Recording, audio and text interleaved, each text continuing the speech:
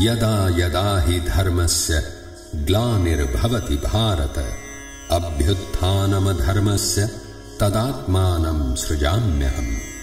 जब जब पृथ्वी पर धर्म का नाश व अधर्म की वृद्धि होती है, तब तब मैं धर्म की पुनः स्थापना के लिए जन्म लेता हूँ। परित्राणाय साधूनां विनाशाय च दुष्कृतां धर्म संस्थापनार्थाय संभवामि युगे युगे। सज्जनों का उद्धार करने व दुर्जनों के विनाश तथा पृथ्वी पर धर्म की स्थापना के लिए मैं युगों युगों में जन्म लेता हूँ। संभवामि युगे युगे।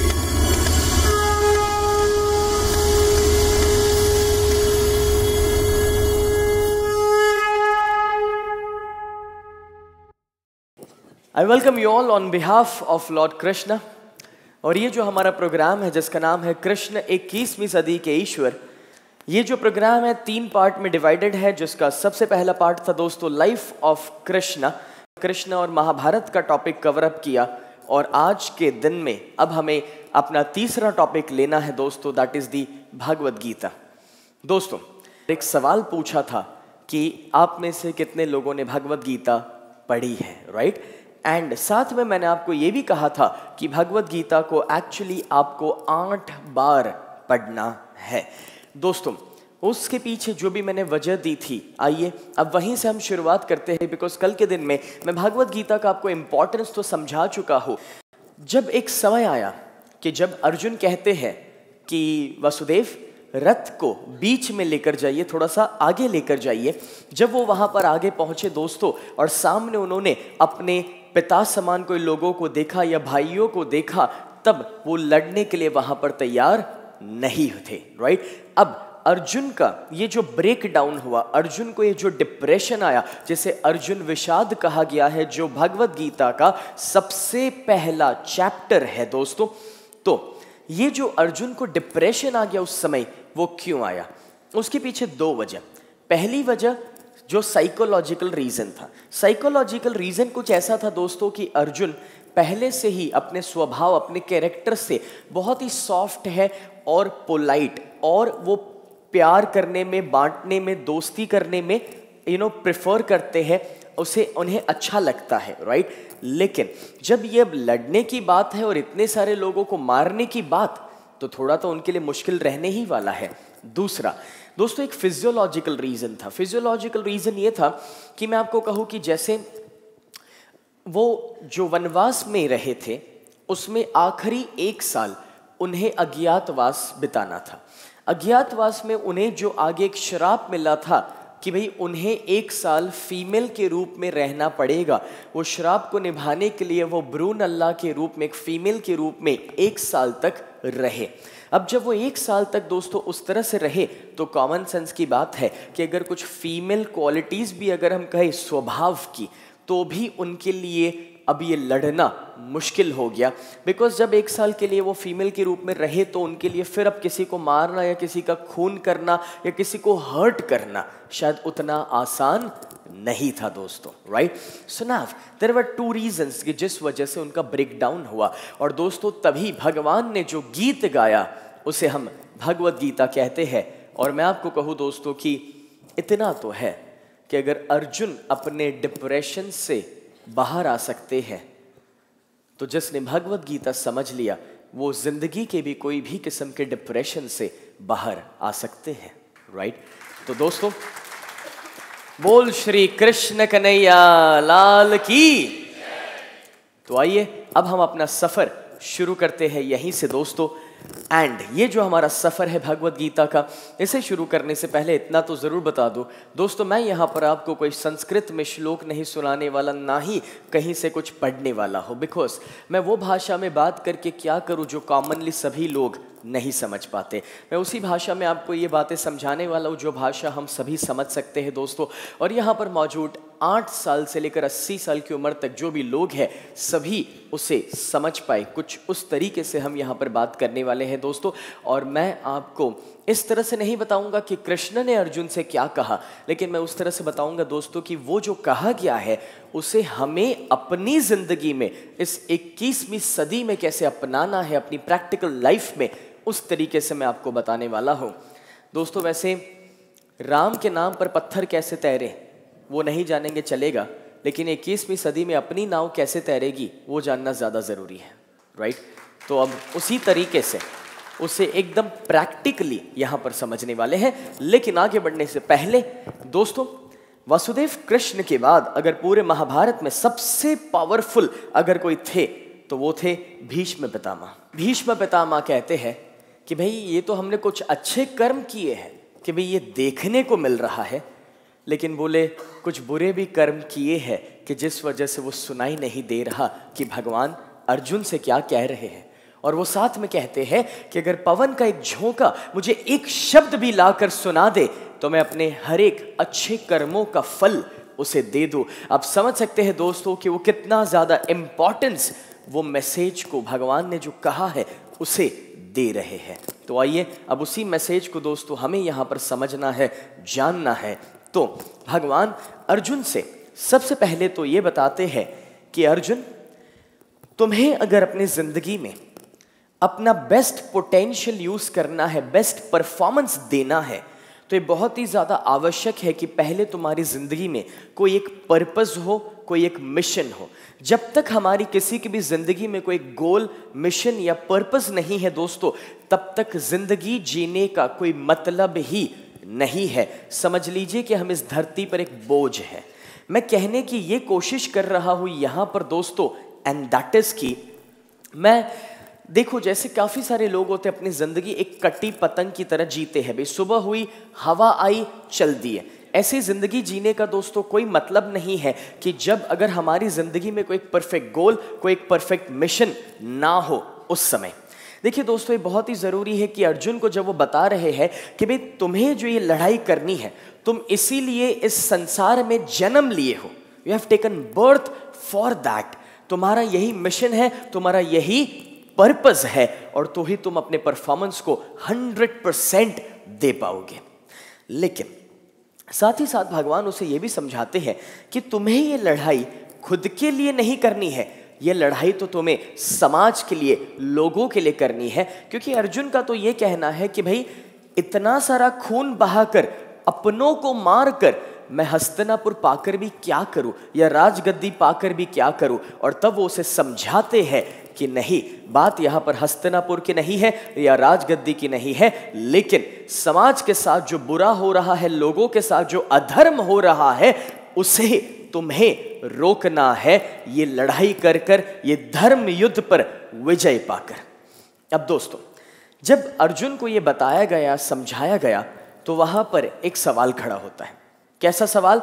बोले भगवान, अगर मैंने दूसरों के लिए गोल सेट किए जैसे आप बता रहे हैं तो मुझे क्या मिलेगा? या फिर सवाल यह है कि भाई मैंने दूसरों के बारे में सोचा तो मुझे क्या फायदा, राइट? हम दूसरों के लिए गोल सेट क्यों करें?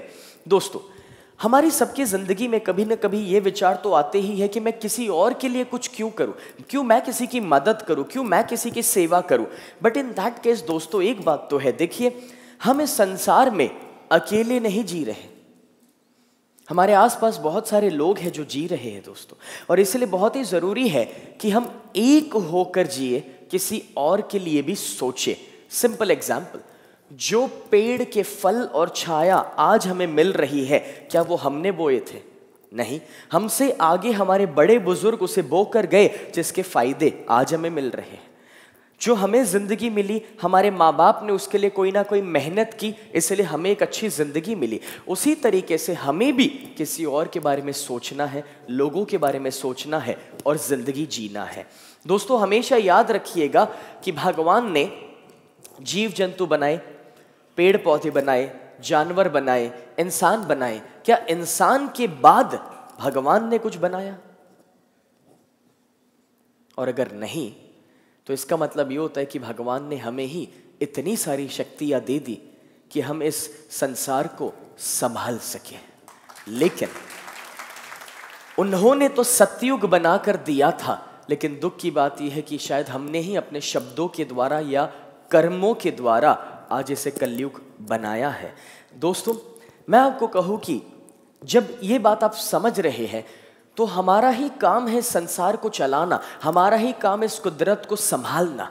सी द प्रॉब्लम इज, आज की तारीख में दोस्तों ये हो रहा है कि इंसान सिर्फ अपने बारे में सोच रहा है, किसी और के बारे में नहीं सोच रहा। लेकिन भगवान ने तो उल्टा कहा है, भाई पहले किसी और के बारे में सोचो।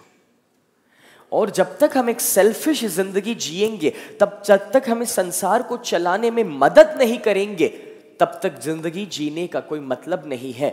कुदरत का नियम है दोस्तों, सूरज को खुद का रोशनी नहीं चाहिए तो भी वो हर दिन हमारे लिए जलता है। पेड़ों को खुद की छाया नहीं चाहिए लेकिन वो हमें छाया देते हैं। उनको उनके खुद के फल नहीं चाहिए लेकिन वो हमारे लिए दोस्तों उस बोझ को लेकर बड़े होते हैं। The point what I am trying to say is, अगर कुदरत ने भी हमारी तरह सेल्फिश सोचना शुरू कर दिया कि भाई मुझे फल नहीं चाहिए तो मैं क्यों फल बनाऊं, या मुझे धूप नहीं चाहिए तो मैं क्यों धूप दूं, तो फिर आप सोचिए संसार का क्या होगा। और इसीलिए अगर हमें भी कुदरत के साथ जीना है, कुदरत के नियमों के साथ जीना है, तो लोगों के लिए सोचना पड़ेगा, लोगों के लिए जीना पड़ेगा। भगवान बढ़िया सी बात अर्जुन से कहते हैं कि भाई जो इंसान खुद की जिंदगी को लेकर ही जीता है, खुद की समस्याओं को लेकर ही जी रहा है, वो तो पापी है। यानी कि वो सेल्फिश जिंदगी जीने का कोई मतलब नहीं है। हमें इस कुदरत को, सृष्टि चक्र को चलाने के लिए मदद करना है, हमें दूसरों की मदद करनी है, दूसरों का साथ देना है। हम एक होकर ही दोस्तों आगे बढ़ सकते हैं, प्रोग्रेस कर सकते हैं। राइट? सो बोल श्री कृष्ण कन्हैया लाल की। तो दोस्तों, जब अर्जुन को ये तो समझ में आ गया, लेकिन सवाल ये उठता है दोस्तों कि जब हम लोगों के लिए मेहनत कर रहे, लोगों के लिए सेवा कर रहे, लोगों का सपोर्ट कर रहे हैं, सवाल ये है ऐसा क्यों होता है कि कभी कभी हमारा ध्यान उससे हट जाता है? क्यों ऐसा होता है कि जो अच्छे रास्ते पर हम चल रहे थे किसी को मदद करने के लिए, वो ध्यान हमारा हट जाता है और वो रास्ता हम भूल जाते हैं? वाई? तो दोस्तों उसके पीछे एक ही वजह है, वो सिर्फ तभी होगा जब आप अपने बारे में सोचे, सेल्फिश सोचे, सिर्फ तब। फॉर एग्जाम्पल, ध्यान से सुनिएगा, आपने मेरा प्रोग्राम सुना, अच्छा लगा, और एक समय आता है जब आप दूसरे 10 लोगों को फ़ोन करते हैं, बोले यार कल सुबह एक अच्छा प्रोग्राम है, ज़रूर आना, स्नेह देसाई करके है, ये है, ऐसा है, वैसा है। आप दूसरे 50 लोगों को मैसेज करते हैं कि भाई आप ज़रूर इस टाइप का एक प्रोग्राम है, फ्री प्रोग्राम है, आइए। इस तरह से आप कोशिश कर रहे हैं कि दूसरे 100 लोगों, 50 लोगों को ये मैसेज मिले। अब जब आप ये काम कर रहे हैं तो कभी कभी आपके परिवार में से कोई आता है और क्या कहता है, बोले ये तू क्यों अपने फ़ोन बिगाड़ रहा है, क्यों अपना मीटर घुमा रहा है, स्नेह देसाई तुझे क्या देता है? और द मोमेंट आपको ये थॉट आया, हाँ यार स्नेह देसाई के लिए मुझे मार्केटिंग करके क्या मिलेगा, बस वही तो मोड़ है जब हम अपना सही रास्ता भूल जाते हैं। जब हम इंसान खुद के बारे में सोचते हैं, सिर्फ अपने बारे में सोचते हैं, वही तो समय है दोस्तों कि जब हम धर्म का रास्ता भूल जाते हैं और सेल्फिश जिंदगी जीना शुरू कर देते हैं। You see the point is very simple and that is कि अगर आप 10 लोगों को जिनको फोन कर रहे हैं, अगर उनके बारे में भी सोचोगे, मेरे बारे में ना सही उनके बारे में भी सोचोगे, तो भी आपको 10 रुपए बिगाड़ने में कोई दिक्कत नहीं होगा। क्यों? क्योंकि आपको भी पता है कि जो 10 लोग यहाँ पर आके सुनेंगे वो अपनी जिंदगी में एक पॉजिटिव बदलाव लेकर जाएंगे। Right? So it's very simple दोस्तों, दूसरों के बारे में सोचें, दूसरों के बारे में ध्यान रखें, और अगर हम चाहते हैं कि हमारी जिंदगी में हम हमेशा फोकस्ड रहे, सही रास्ते पर चलते रहे, तो बस हमेशा एक ही बात याद रखिएगा दोस्तों, एंड दैट इज, ये जो मैं एग्जाम्पल देने जा रहा हूं ध्यान से सुनिएगा, बड़ा ही मजेदार एग्जाम्पल है। जब दोस्तों सचिन तेंदुलकर ने ओडीआई वनडे इंटरनेशनल में 200 रन का वर्ल्ड रिकॉर्ड ब्रेक किया, 50 ओवर्स के अंदर जब 200 से भी अधिक रन उन्होंने किए, उस समय एक जर्नलिस्ट, मीडिया में एक सवाल आया, बोले सर ये कैसे पॉसिबल है कि आज इस उम्र पर भी आप इतना बेहतरीन खेल सकते हैं? ये कैसे पॉसिबल है जबकि इस उम्र पर तो आपका शरीर आपको साथ नहीं देता होगा, आपका उतना स्टेमिना नहीं होगा, आप उतने फुर्तीले नहीं होंगे जितने दूसरे प्लेयर्स हैं, या फिर इतने घंटे तक वो पिच पे खड़े रहकर खेलना उतना भी आपके लिए शायद आसान ना हो इस उम्र पर, या फिर आपको कोई बॉडी में इंजरीज है काफ़ी सारी। तो कैसे ये पॉसिबल है कि दिन बर दिन आपका परफॉर्मेंस और बेहतर होते जा रहा है? और तब दोस्तों सचिन ने जवाब दिया था कि जब मैं पिच पर खेलने के लिए आता हूं तो उस समय मैं अपने बारे में नहीं सोचता। अगर मैं अपने बारे में सोचूंगा तो मैं कभी खेल ही नहीं पाऊंगा। लेकिन जब मैं पिच पर आता हूं खेलने के लिए तो बस मैं इतना ही सोचता हूं कि यहाँ पर इस स्टेडियम में जो 50,000 लोग मुझे देख रहे हैं उनकी कुछ आशाएं हैं मुझसे, और वहाँ पर घर बैठे बैठे जो 100 करोड़ लोग मुझे टीवी पर देख रहे हैं, जो मेरे देशवासी हैं, जो मेरे घर के लोग हैं, इंडियंस हैं, तो बोले जब आज मैं इस पिच पर खड़ा हूँ तो एक ही विचार के साथ हूँ कि मुझे वो 100 करोड़ लोगों के लिए खेलना है, मेरे देश के लिए खेलना है, एक इंडियन बन के खेलना है। और जब वो 100 करोड़ लोगों को ध्यान में रखकर मैं खेलता हूँ तो मैं भूल जाता हूँ कि मेरी उम्र क्या है, मैं भूल जाता हूँ कि मेरा शरीर मुझसे क्या कह रहा है, मैं भूल जाता हूँ कि मेरे दर्द क्या है, मैं भूल जाता हूँ कि मैं कब थक जाता हूँ। I just don't remember all this. और बोले मैं अपना 100% परफॉर्मेंस दे सकता हूं जस्ट बिकॉज वो 100 करोड़ लोगों के लिए आज मुझे यहां पर खेलना है। और दोस्तों जब आप इस बात को समझ रहे हैं तो हमें यह भी समझना है, एंड दैट इज कि जब हम भी अपने विचारों को थोड़ा सा ऊपर उठाकर लोगों के बारे में सोचना शुरू करेंगे तो जिंदगी बहुत आसान हो जाती है। छोटा सा एग्जांपल दोस्तों, सुबह 4:30 बजे जब अलार्म बजता है उठने के लिए इस प्रोग्राम के लिए, अगर उस समय मैं सिर्फ अपने बारे में सोचूं तो इतना ही विचार है कि इसने अलार्म बंद कर, सो जा वापस, और अपने आदमियों को बोल दे बाहर एक बोर्ड लगा दे, टेक्निकल प्रॉब्लम। किसी से पैसा तो लिया नहीं, कोई बंधन नहीं है, what's the problem, no issue, right. लेकिन दोस्तों जब मैं थोड़ा सा अपने विचारों को ऊपर उठाता हूँ और जब मैं ये सोचता हूँ कि आज मुझे इसलिए नहीं उठना है क्योंकि मुझे ये प्रोग्राम देना है, लेकिन मुझे इसलिए उठना है क्योंकि शायद वो 1500 लोग मेरी राह देख रहे हैं, मुझे उन्हें कुछ नया बताना है, उन्हें कुछ अच्छा देना है कि जिससे उनकी ज़िंदगी में एक बदलाव आएगा। और जब दोस्तों मैं उस तरह से सोचना शुरू करता हूँ तो ऑटोमेटिकली उस समय उठ पाता हूँ। अगर शरीर में थकान है तो ऑटोमेटिकली शरीर साथ देना शुरू करता है। अगर आंखें खुल नहीं रही तो आंखें साथ देना शुरू करती है और अपने आप एवरीथिंग इज सेटल्ड। तो दोस्तों जैसे मैं आपको यहाँ पर बता रहा था कि जब हम अपने विचारों को थोड़ा सा जब ऊपर उठाते हैं तो ऑटोमेटिकली दोस्तों हम सेल्फिश ज़िंदगी को भूल सकते हैं और किसी और के लिए अच्छे से जी सकते हैं और अपनी ज़िंदगी में एक टोटल बदलाव ला सकते हैं। That's really possible. लेकिन हमेशा फोकस रहने के लिए बस आपको थोड़े से अपने विचारों को ऊपर उठाना पड़ेगा। साथ ही साथ दोस्तों मैं आपको कहूँ कि जब हमारे पास दो ऑप्शन है, या तो हम एक सेल्फिश जिंदगी जी सकते हैं या तो हम एक स्पिरिचुअल जिंदगी जी सकते हैं। तो उसके रेफरेंस में मैं इतना ही कहना चाहूंगा दोस्तों, एंड दैट इज कि अगर आप सेल्फिश जिंदगी जिएंगे तो कभी आप खुश नहीं रह पाएंगे। आपको शॉर्ट टर्म खुशी मिलेगी, लॉन्ग टर्म खुशी कभी नहीं मिलेगी। और अगर आप एक स्पिरिचुअल जिंदगी जी रहे हैं दोस्तों कि जिसमें आप लोगों के लिए कुछ कर रहे हैं तो हमेशा लॉन्ग टर्म खुशी आपको उसमें मिल सकती है फॉर श्योर। लेकिन अर्जुन को एक यहाँ पर सवाल है कि भगवान आपने कहा कि भाई युद्ध करो, लोगों के लिए युद्ध करो, आपने कहा कि भाई आध्यात्मिक जिंदगी जियो, चलो मैंने वो जीना शुरू कर दिया, मैं ये लड़ाई शुरू कर दूंगा, लेकिन क्या होगा अगर बीच में ही यहाँ पर मैं मर गया तो, अगर मेरा मृत्यु हो गया तो, अगर मैं ये लड़ाई को ख़त्म ही नहीं कर पाया तो एक बढ़िया सा जवाब वो देते हैं, एंड दैट इज कि इतिहास में ऐसा कभी नहीं हुआ कि किसी ने आध्यात्मिक जिंदगी जी हो, धर्म का रास्ता अपनाया हो और वो अपना काम खत्म किए बिना इस संसार से गए हो। Never ever. और वो कहते हैं कि अगर वो हुआ भी सही तो भी तुम्हारा जब अगला जन्म होगा तो एक ऐसे परिवार में तुम्हारा जन्म होगा कि जहां पर तुम बहुत ही कम उम्र से अपने जिंदगी के वो आध्यात्मिक रास्ते को अपना पाओगे और बड़ी आसानी से अपने जिंदगी में उसी रास्ते पर चल पाओगे।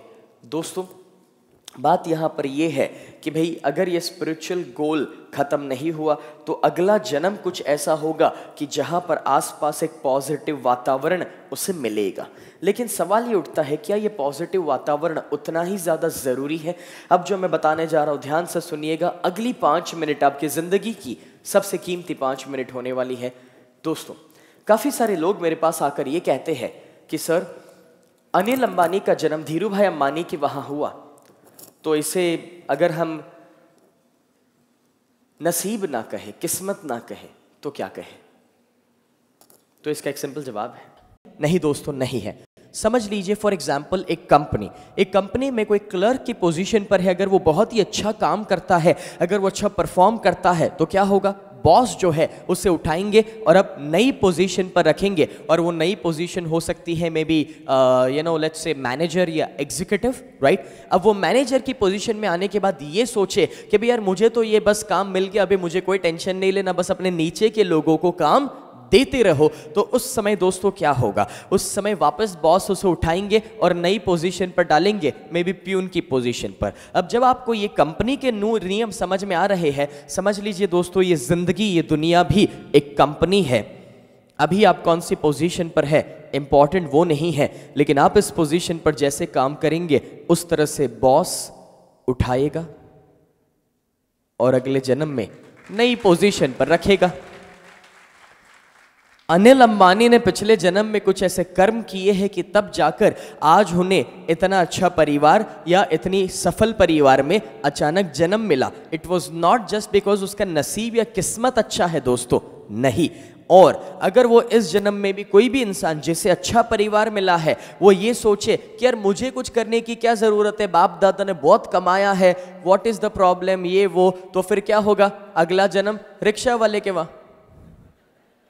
वेरी सिंपल, यू सी, आप अपनी जिंदगी किस तरह से जी रहे बस उसके ऊपर डिपेंड करता है। नसीब और किस्मत जैसा कुछ नहीं है, वो नसीब और किस्मत आप खुद बनाते हैं अपने कर्मों के द्वारा। तो दोस्तों इंपॉर्टेंट ये नहीं कि अभी आपका जन्म रिक्शा वाले के वहां हुए या मर्सिडीज वाले के वहां, इंपॉर्टेंट ये है आप उस पोजीशन को कैसे निभाने वाले हो।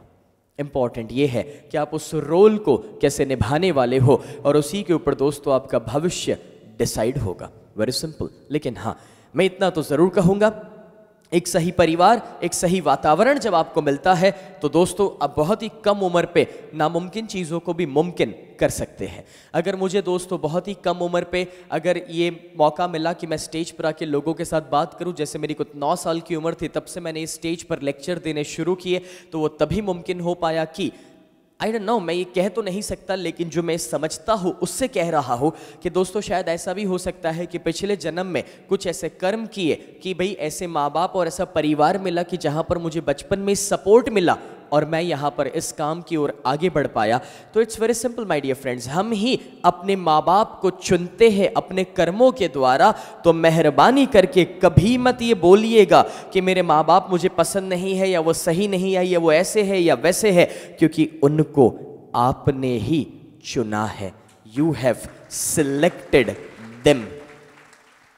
सो please never criticise, never insult your parents. ये याद रखिएगा, क्योंकि वो आपका सिलेक्शन था, आपकी चॉइस थी, राइट? सो नाउ दोस्तों, ये जो भी अपना जन्म और मृत्यु का साइकिल है, जन्म लिया, जिए, मृत्यु हुआ, वापस कहीं और जन्म लेंगे, ये जो साइकिल चलते रहता है, इस साइकिल में से बाहर कैसे निकलना, ये बहुत बड़ा सवाल है। और खास करके आप में से जो भी आध्यात्मिक दुनिया के साथ थोड़ा बहुत भी जुड़े होंगे, आपको पता ही है कि जन्म और मृत्यु के साइकिल से बाहर निकलना, it's a big big question everywhere. दोस्तों पहले तो मैं आपको ये समझाना चाहता हूँ कि जन्म और मृत्यु होता क्या है, बिकॉज नॉर्मली लोगों के पास ये सही डेफिनेशन नहीं है। अपना प्रॉब्लम क्या है पता है? जब किसी का जन्म होता है सेलिब्रेट करते हैं, मृत्यु होता है तो शोक मनाते हैं। Total stupidity. एक बात बताता हूँ, देखो एक पेंडुलम है, पेंडुलम। हाँ, पेंडुलम का कैसा होता है, वो कभी राइट साइड जाता है, कभी लेफ्ट साइड जाता है, कभी राइट साइड कभी लेफ्ट साइड। पेंडुलम देखा है ना? हाँ, ओके। अब जब वो राइट साइड जा रहा है ना, तब एक्चुअली वो राइट साइड नहीं जा रहा है, और जब वो लेफ्ट साइड जा रहा है तब एक्चुअली वो लेफ्ट साइड नहीं जा रहा है। मेरे साथ रहिएगा तो ही समझ में आएगा। बोल श्री कृष्ण कन्हैया लाल की। जब वो पेंडुलम राइट साइड जा रहा था वो राइट साइड नहीं जा रहा, जब वो लेफ्ट साइड जा रहा था वो लेफ्ट साइड नहीं जा रहा। एक्चुअली वो राइट साइड नहीं जा रहा है, वो लेफ्ट साइड जाने की शक्ति इकट्ठा कर रहा है, और वो लेफ्ट साइड नहीं जा रहा है, वो तो राइट साइड जाने की शक्ति इकट्ठा कर रहा है। Are you getting my point? जितना वो लेफ्ट में जाएगा उतना वो एनर्जी के साथ राइट में जाएगा ना, और जितना वो राइट में जाएगा उतना एनर्जी के साथ लेफ्ट में जाएगा। तो एक्चुअली जो हो रहा है वो तो कुछ उल्टा हो रहा है, और हम समझ कुछ और रहे। अरे भाई, जन्म नहीं हुआ है, कहीं पर मृत्यु हुआ है, इसीलिए जन्म है, और वो मृत्यु नहीं है, कहीं पर और नया जन्म हो रहा है। And if we can not understand this, तो तब तक ये जन्म और मृत्यु को आप डाइजेस्ट नहीं कर पाओगे। मैं तो कहूं दोस्तों, जब मृत्यु भी होता है ना, तो भगवान कृष्ण ने कहा है एंजॉय करो, उसे भी सेलिब्रेट करो। क्यों? क्योंकि दोस्तों, जिस तरह से जिस दिन ये कपड़ा बना, ये कपड़ा, उसी दिन उसका भविष्य लिखा गया था कि उसे आज नहीं तो कल फटना है। जिस दिन ये कपड़ा बना उसी दिन लिखा गया है कि उसे फटना है। वो 10 साल के बाद हो या 100 साल के बाद, मगर कभी ना कभी तो इसको खत्म होना ही है, सीधी और सिंपल बात है। तो उसी समय जब यह शरीर बना था, तभी लिखा गया था कि इसको मरना है। और यही जिस तरह से वो कपड़े का सच है, शरीर का सच है। और जब भाई सच का अनुभव हो रहा है, तब तो खुश होना चाहिए, ना कि दुखी होना चाहिए। That is the truth. और दोस्तों, वो डेथ ही तो है जो हमें ये दिखलाती है, एहसास करवाती है कि भाई, जिसके पीछे तुम भाग रहे हो, एक दिन वो सब कुछ छोड़कर जाना है, तो फिर क्यों इतनी चिंता है? जब सब कुछ छोड़कर ही जाना है, क्योंकि कफन में अगर जेब नहीं होती, तो क्यों किसी का गला काटे 2 पैसा ज्यादा कमाने के लिए? क्यों किसी के साथ चीटिंग करे कुछ ज्यादा पा लेने के लिए, जब पता है कि सब कुछ यहीं पर छोड़कर जाना है? एंड दोस्तों, मृत्यु, व्हाट इज डेथ? ध्यान से समझना। अब मृत्यु, एक्चुअली मृत्यु, पहले तो ये समझ लो, शरीर और आत्मा दोनों अलग है, इसे समझना आवश्यक है। जिस तरह से गाड़ी और उसमें बैठा हुआ एक ड्राइवर अलग होता है, उसी तरह से शरीर और उसको चलाने वाली शक्ति जो आत्मा, वो अलग है। जैसे कि माइक और इसके अंदर का जो बैटरी है वो अलग है, उसी तरह से दोस्तों ये शरीर और उसको चलाने वाली एक शक्ति जिसे हम आत्मा कहते हैं, वो अलग है। जब आप इस बात को समझ रहे हैं तो अब ध्यान से सुनना। शरीर हम आत्माओं का घर है जिसमें हम रहते हैं। Do you agree? Very simple. और इतना तो सबको समझ में आता है, थैंक्स टू आस्था एंड संस्कार। ओके? अब जब दोस्तों ये समझ है हमें, तो मैं आपको कहूं कि जब किसी का मृत्यु हुआ है, तो मृत्यु नहीं हुआ है, एक्चुअली उसने अपने रहने का घर बदल दिया है। आपको लगा वो मर गया क्योंकि आप पुराने घर में ढूंढ रहे हो, उसने तो नया घर ले लिया, कहीं जन्म हो गया और उसकी नई जिंदगी भी शुरू हो चुकी है। आप तो पुराने घर को लेकर ये भी दुखी है, किधर गया वो? माय डियर फ्रेंड्स, ये तो ऐसी बात हो गई कि अब 5th क्लास में जाकर ढूंढ रहे भी मेरा बच्चा किधर है। अरे वो प्रमोट होके 6th में चले गया है, आप वहां पर क्या ढूंढ रहे हो? So it's very simple, it's not the death. सिर्फ वो अपना घर बदल लिया और एक नई जिंदगी वहां पर शुरू कर लिया है। It's very simple, nothing more than that. और जब आप इस जन्म और मृत्यु को समझ रहे हैं, तो एक चीज तो मैं जरूर कहूंगा दोस्तों इसके रेफरेंस में, दैट इज की अगर आप ये जन्म और मृत्यु की साइकिल से बाहर निकलना चाहते हैं, अगर दोस्तों आप कहते हैं कि भाई सर हमें मोक्ष चाहिए या फिर साक्षात्कार का अनुभव करना है, समथिंग जो काफी सारी जगहों पर लिखा है। आप सभी लोग तो जानते होंगे दोस्तों कि मोक्ष का डेफिनेशन कितना डिफिकल्ट दिया जाता है। बहुत सारी जगहों पर। आओ मैं आपको उसे सिंपल बनाकर दिखा देता हूँ। ये जन्म और मृत्यु की साइकिल से बाहर निकलने का बस एक ही उपाय है। जिस काम को लेकर आपको इस संसार में भेजा है, बस वो काम खत्म करो, जन्म और मृत्यु की साइकिल से आप बाहर। एग्जाम्पल, आप ये 100 साल की जिंदगी जिए, फिर जब भगवान के पास जाओगे, उधर वो एंट्री ऐसे ही नहीं दे देता है। पहले पूछता है, भाई तू क्या किया जरा बता। ओके, तो हम क्या बताते हैं? बोले भगवान देखो है ना, मैं बहुत मेहनत की और इतना सारा पैसा कमाया। लेकिन वो ये पूछते हैं कि तू कितना कमाया ये मत बता, पहले ये बता तू जो कमाया उसका किया क्या। और तब अपने पास जवाब नहीं होता। फिर हम क्या कहते हैं? सर भगवान वो छोड़ दो, मेरा कितना बड़ा घर था मैं बताऊँ आपको। वो छोड़, वो घर में तो कितने लोगों को रख पाया ये बता। वापस जवाब नहीं होता। भगवान चलो वो भी छोड़ो, आपको पता है मेरे पास कितनी गाड़ियां है, वो गाड़ियों में कितने लोगों को तो बिठा के घुमा सका ये बता। See the problem starts now and that is, हमें ये लगता है दोस्तों कि बस थोड़ा सा पैसा कमा लेना, एक अच्छी नौकरी पा लेना, या बस थोड़ा सा बैंक बैलेंस है, एक अच्छा घर हो जाना, बस यही जिंदगी है। मगर दुख की बात यह है दोस्तों कि ये जिंदगी नहीं है।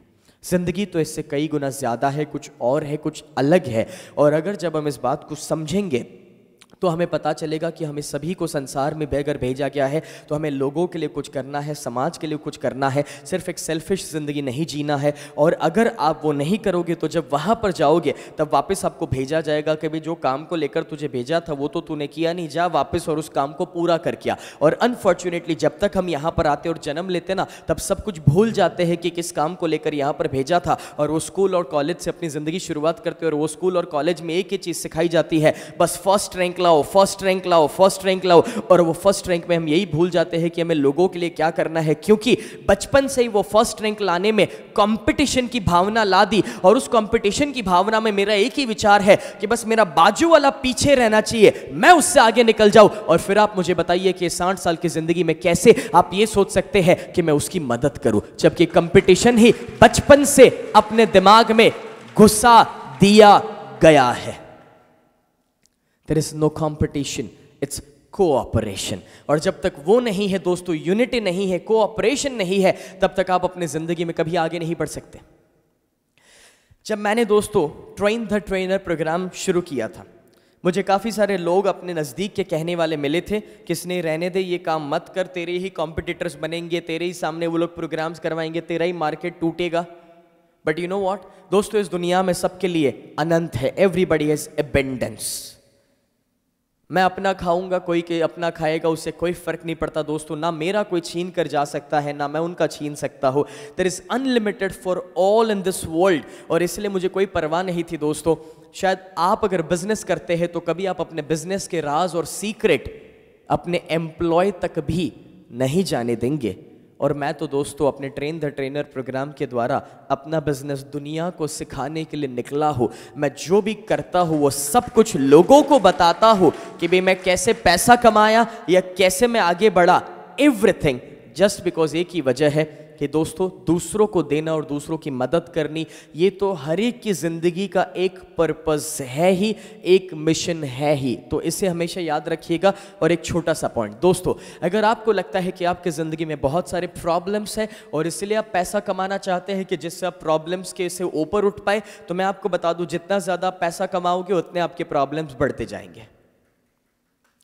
अब इसका मतलब ये नहीं है कि पैसे बढ़ने से कोई नेगेटिव जिंदगी आप जी रहे, नहीं। मैं क्या बात कर रहा हूं सुनना दोस्तों, जितना आप ऊपर उठेंगे, ध्यान से सुनना, जितना आप ऊपर उठेंगे उतना आपके नीचे के लोग बढ़ेंगे। Do you agree?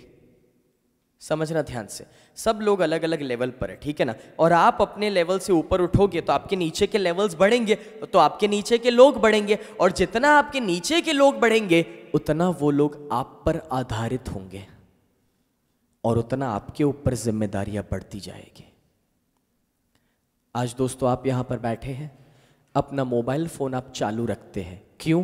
क्योंकि आप कहेंगे सर मेरे परिवार के 5 लोग मुझ पर निर्भर हैं, कभी कोई इमरजेंसी आ गया और उनका फ़ोन आया तो इसीलिए मुझे फ़ोन चालू रखना पड़ता है। दोस्तों मुझे अपना फ़ोन चालू रखना पड़ता है क्योंकि 12 लाख लोग मुझ पर निर्भर हैं। मेरे जितने भी अभी तक स्टूडेंट्स हो चुके हैं, कभी भी किसी को भी कोई इमरजेंसी आ सकता है और जिनकी मुझे मदद करनी पड़ती है उसी समय। तो जितनी जिम्मेदारी आपके ऊपर है, थोड़ी कुछ ज़्यादा मेरे ऊपर भी है, और मुझसे भी ज़्यादा अंबानी के पास होगी, उनसे भी ज़्यादा बिल गेट्स के पास होंगी। जितना इंसान ऊपर उठते जाएगा उसके नीचे के लोग बढ़ते जाएंगे और उनके लिए आपकी जिम्मेदारियां बढ़ती जाएंगी। जिस तरह से दोस्तों हमारे लिए वासुदेव कृष्ण है, तो कृष्ण के भी तो कोई कृष्ण हो सकते हैं। शायद हमें नहीं पता, उन्हें पता होगा। लेकिन हाँ, एक बात तो है कि हम भी तो दोस्तों किसी के कृष्ण बन सकते हैं। बिकॉज जिस तरीके से आप आशा रखते हैं कि आपके ऊपर जो है वो आपका हाथ थामे और आपकी मदद करे, उसी तरह से हमसे नीचे जो है वो भी तो हमसे यही आशा रखते हैं कि हम उनका हाथ थामे और उनकी मदद करें। जिस तरह से हमारे लिए कृष्ण है, हम भी किसी के कृष्ण बन सकते हैं। हम भी किसी को एक सही रास्ता दिखा सकते हैं। हम भी दोस्तों ज़िंदगी के एक सही मिशन और पर्पस को लेकर जी सकते हैं।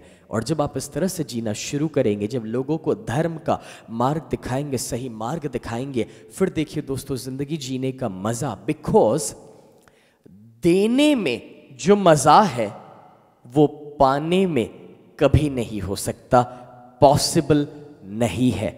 मगर ये तो एक अनुभव की बात है, इट्स अबाउट एक्सपीरियंस। जिसे वो अनुभव है उसे वो पता है।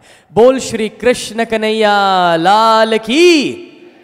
तो दोस्तों नाफ, अब ये जो भी यार हमारे जिंदगी में सब चल रहा है, उससे बाहर निकलने के लिए एक बहुत बड़ी चीज हमें समझनी है, एंड दैट इज हमारी जिंदगी में जितनी नई नई इच्छाएं उत्पन्न होती रहेगी, उतना ये झंझटों से बाहर निकलना मुश्किल है। क्योंकि देखिए, इच्छाओं की तो कोई कमी नहीं है। हर दिन सुबह एक नई इच्छा आती है कि मैं ये भी पालूं और वो भी पालूं। तो क्या दोस्तों इसका मतलब ये होता है कि हम इच्छाओं को खत्म कर दें? क्या इसका मतलब ये होता है कि हमें जो पसंद है वो सब कुछ हम छोड़ दें? नहीं, कृष्ण ने कभी वो कॉम्प्रोमाइज या सैक्रिफाइस की बात नहीं की है। लेकिन कृष्ण ने जो कहा है, that is my dear friends, give up the desire but not the objects of desire. मैं आपको थोड़ा सिंपल लैंग्वेज में इसको समझाता हूं। दोस्तों, आपके पास अगर पैसा है तो उसको छोड़ने की जरूरत नहीं, रखो, उसका इस्तेमाल करो। आपके पास अच्छी गाड़ी है तो उसको कहीं दे देने की जरूरत नहीं, छोड़ने की जरूरत नहीं, गाड़ी में घूमो, आराम से जिंदगी जियो। आपके पास बड़ा सा घर है तो उसको छोड़ के जंगल में जाने की जरूरत नहीं, उस घर में रहो, सुखी से जियो। लेकिन हाँ, ये जो भी आपके पास है उसका आनंद उठाओ। प्रॉब्लम वो नहीं है। प्रॉब्लम कब है पता है? प्रॉब्लम तब है दोस्तों कि जब हम मर्सिडीज में घूमते हैं ना, तब ये विचार आता है कि यार बाजू वाले के पास तो BMW है, मेरे पास क्यों नहीं है। बस तब दुख शुरू होता है। हीरो होंडा पर भी कोई तकलीफ नहीं है। तकलीफ तो तब है कि जब पड़ोसी के पास सेंट्रो आती है। दोस्तों, आपके पास जो है उसका आनंद उठाओ। प्रॉब्लम वो नहीं है। प्रॉब्लम ये है कि हर दिन जो नई नई इच्छाएं उत्पन्न होती रहती है वो आपको खुशी से जीने नहीं देती। क्योंकि अभी तक वो हीरो होंडा का खुशी था कि मैंने अपनी मेहनत से लिया, और आप जब एक जगह से दूसरी जगह जाते थे वो बाइक पर भी आप खुश थे। लेकिन दुख तो तब हुआ जब ये बात मन में आई कि मेरे पास एक गाड़ी क्यों नहीं है। और जब ये विचार आया तब वो हीरो होंडा की जो खुशी और जो आनंद था वो चले गया वहां से, और तब आप गलत रास्ते पर चल रहे हैं। दोस्तों, मैं आपको ये समझाने की कोशिश कर रहा हूं कि देखिए, इच्छाओं की कोई कमी नहीं है। इच्छाएं तो उत्पन्न होती रहेंगी, होती रहेंगी, होती रहेंगी। वैसे ये इच्छाएं उत्पन्न कैसे और कहां होती है? दोस्तों, आपको भूख क्यों लगती है? When do you feel you are hungry? Simple answer है, जब अंदर खाली होता है तब। Do you agree? जब अंदर खाली होगा तब भूख लगती है, हाँ या ना? तो बोलो ना, पता चले कि आप जाग रहे हो। अब जब दोस्तों अंदर खाली है तब भूख लगी है, यानी कि भूख की इच्छा उत्पन्न होती है। तो अब समझने की कोशिश करना दोस्तों, जब हमारी जिंदगी में कोई भी चीज़ का खालीपन का हमें एहसास होता है ना, तभी इच्छा उत्पन्न होती है कि मुझे वो चीज़ चाहिए। छोटा सा एग्जाम्पल, न्यूज़पेपर में एक नए मोबाइल फ़ोन की एडवर्टाइजमेंट देखी और मन में इच्छा उत्पन्न हुई, खालीपन का एहसास हुआ कि वो मेरे पास नहीं है। जब ये खालीपन का एहसास हुआ तब इच्छा उत्पन्न हुई कि ये मुझे चाहिए। Getting it? समझ में आ रहा है? सेकंड एग्जाम्पल, आपका कोई दोस्त बड़ी गाड़ी लेकर आया, आपने उसे देखा, आपके अंदर खालीपन का एहसास हुआ, अरे ऐसी बड़ी गाड़ी मेरे पास क्यों नहीं है। ये खालीपन का एहसास आपके अंदर इच्छा जगाया कि यार अब मुझे भी वो गाड़ी चाहिए। दोस्तों, हमारी जिंदगी में नई नई इच्छाएं उत्पन्न होती है खालीपन के एहसास के द्वारा, और ये खालीपन का एहसास हमें सिर्फ इसलिए है क्योंकि हम अपने आप को शरीर मानकर जी रहे हैं। और शरीर मानकर जब आप जियोगे तो आपकी जिंदगी में बहुत सारी चीजों की कमियां आपको महसूस होंगी, लेकिन जिस दिन आपको पता चलता है हु आर यू, आप कौन है, तो अपने आप खालीपन का एहसास चली जाता है। छोटा सा एग्जाम्पल जैसे मैं आपसे शेयर करूं, जब मैं आपसे पूछता हूं हु आर यू, आपका जवाब क्या होगा? नॉर्मल जवाब लोग क्या देते हैं? बोले स्नेह देसाई, यानी कि वो अपना नाम बताएंगे, ठीक है। लेकिन दोस्तों, वो नाम जो आपका है वो तो जिस तरह से 2 व्हीलर और 4 व्हीलर को हम लेते हैं और उसको नंबर प्लेट लगाते हैं, वैसे किसी ने नेम प्लेट लगा दिया। मैं आपको आगे के दिनों में बताया था कि किसी का नाम सूरज है, उसका मतलब ये नहीं कि वो सूरज या वो रोशनी देता है सूरज की तरह। It's just a name, right? अब दोस्तों, आप कहेंगे कि तो फिर मैं डॉक्टर हूं, इंजीनियर, सीए, एमबीए। अच्छा, ये तो आपका काम है, आप वो नहीं है। अगर आप डॉक्टर होते तो आप 10 साल के जब थे तभी भी आप किसी को ठीक कर सकते थे, लेकिन तो फिर आपको 4 साल एमबीबीएस का कोर्स करने क्यों जाना पड़ा? मतलब वो आप नहीं है, वो आपने बाहर से पाया है। तो फिर आप क्या है?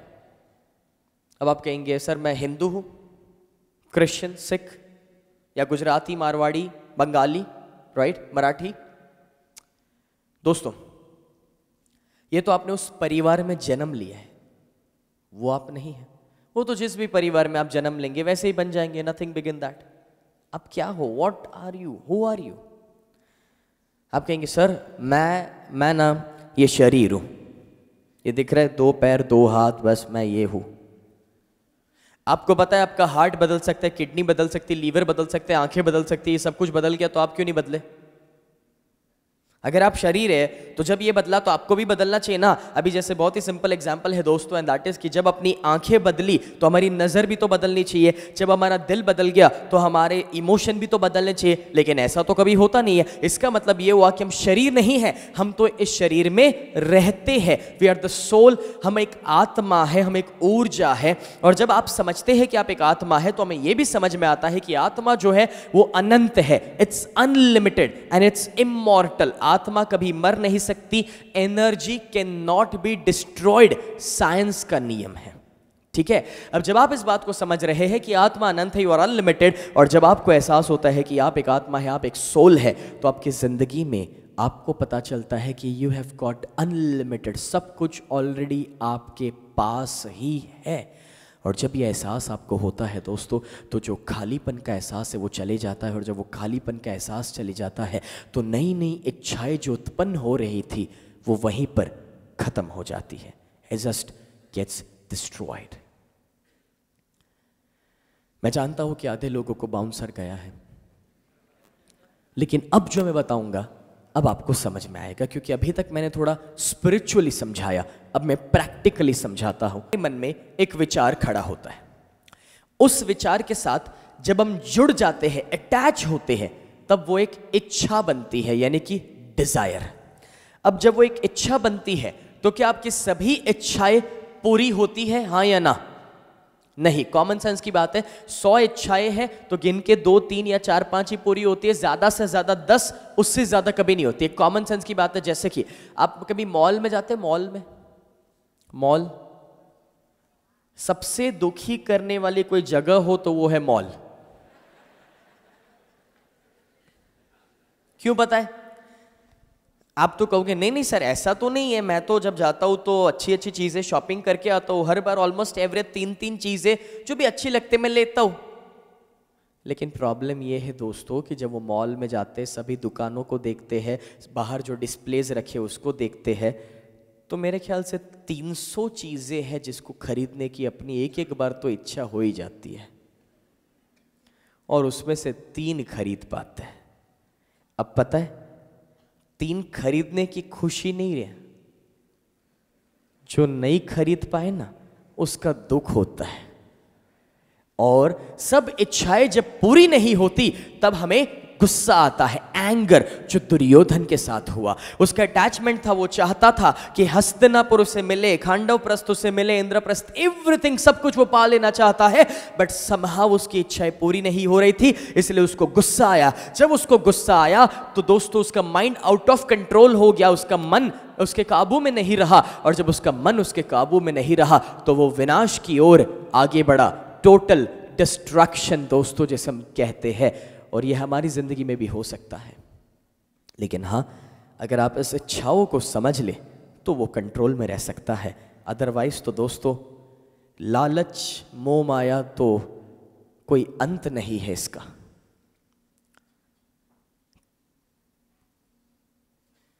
एक तो बात बताओ, कोई एक ऐसा इंसान जिसने सोचा कि मैं इतना कमा लूंगा फिर चलेगा, और उसको चल गया हो?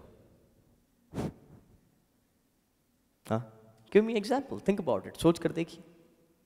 जब 1000 कमा रहे थे तब सोच रहे थे लाख कमाएंगे तब चलेगा, लाख कमा रहे तब सोच रहे करोड़ कमाएंगे तब चलेगा।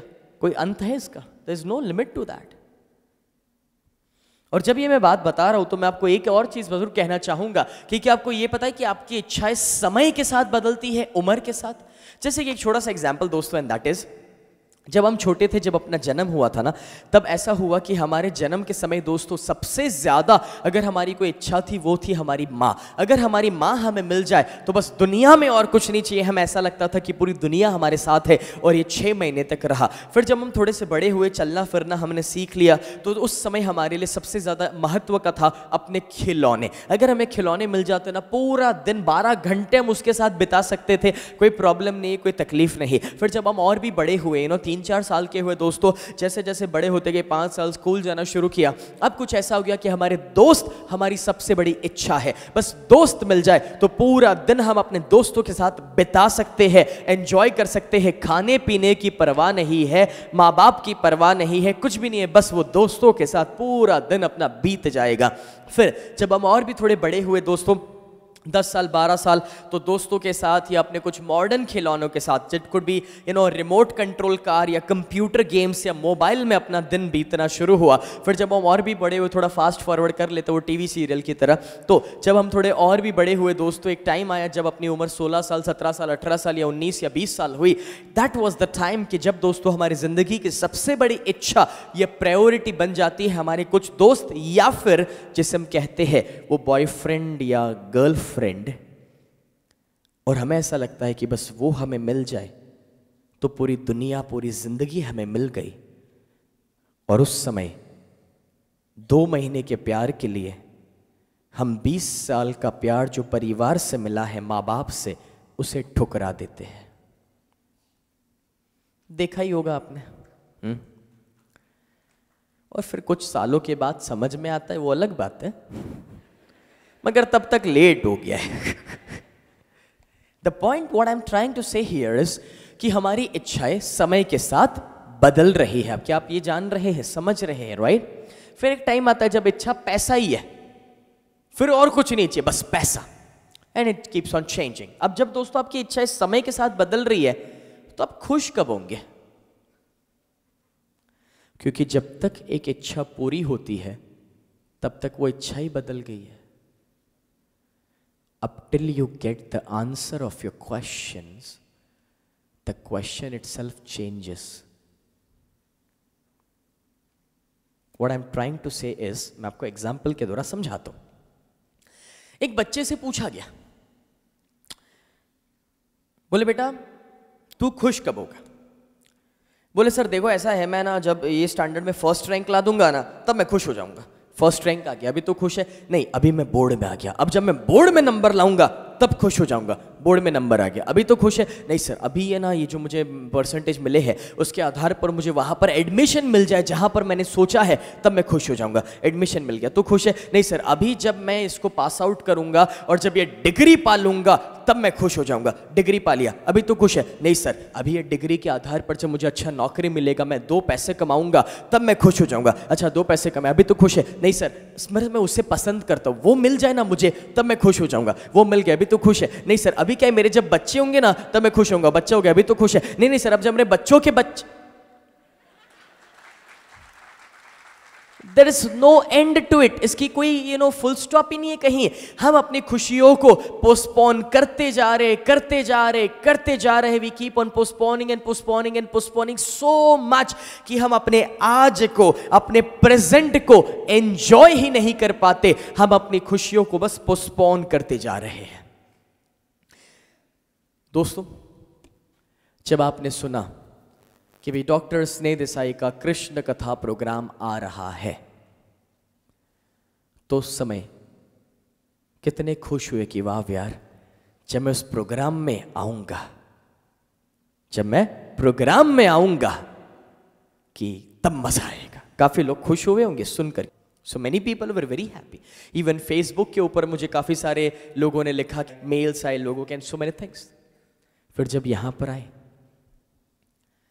और सुना कि भाई अब महाभारत का पार्ट आएगा एक दिन के बाद, तब सोचा कि यार जब हम महाभारत सुनेंगे तब खुश होंगे। महाभारत के दिन सुना कि अब भगवत गीता आने वाला है कल, तब सुना हाँ यार अब चौथे दिन पर जब भगवत गीता सुनेंगे तब खुश हो जाएंगे। खुश हुए? नहीं, अभी सर से मैं हाथ मिलाऊं ना तो मैं खुश हो जाऊंगा। भाई संदीप, सर से हाथ मिला, अभी खुश नहीं? अभी सर ना एक बार मेरे घर पे आए ना, बस उनके पैर बस मेरे घर पे एक बार बस आ जाए तो मैं खुश हो जाऊं। अभी घर पे आ गए, खुश है? नहीं, अभी सर एक बार मेरे वहां खाना खाए तो मैं खुश हूं। अभी तो खुश है? नहीं, अभी लास्ट में मेरी शादी करवा के छोड़ेंगे ये लोग।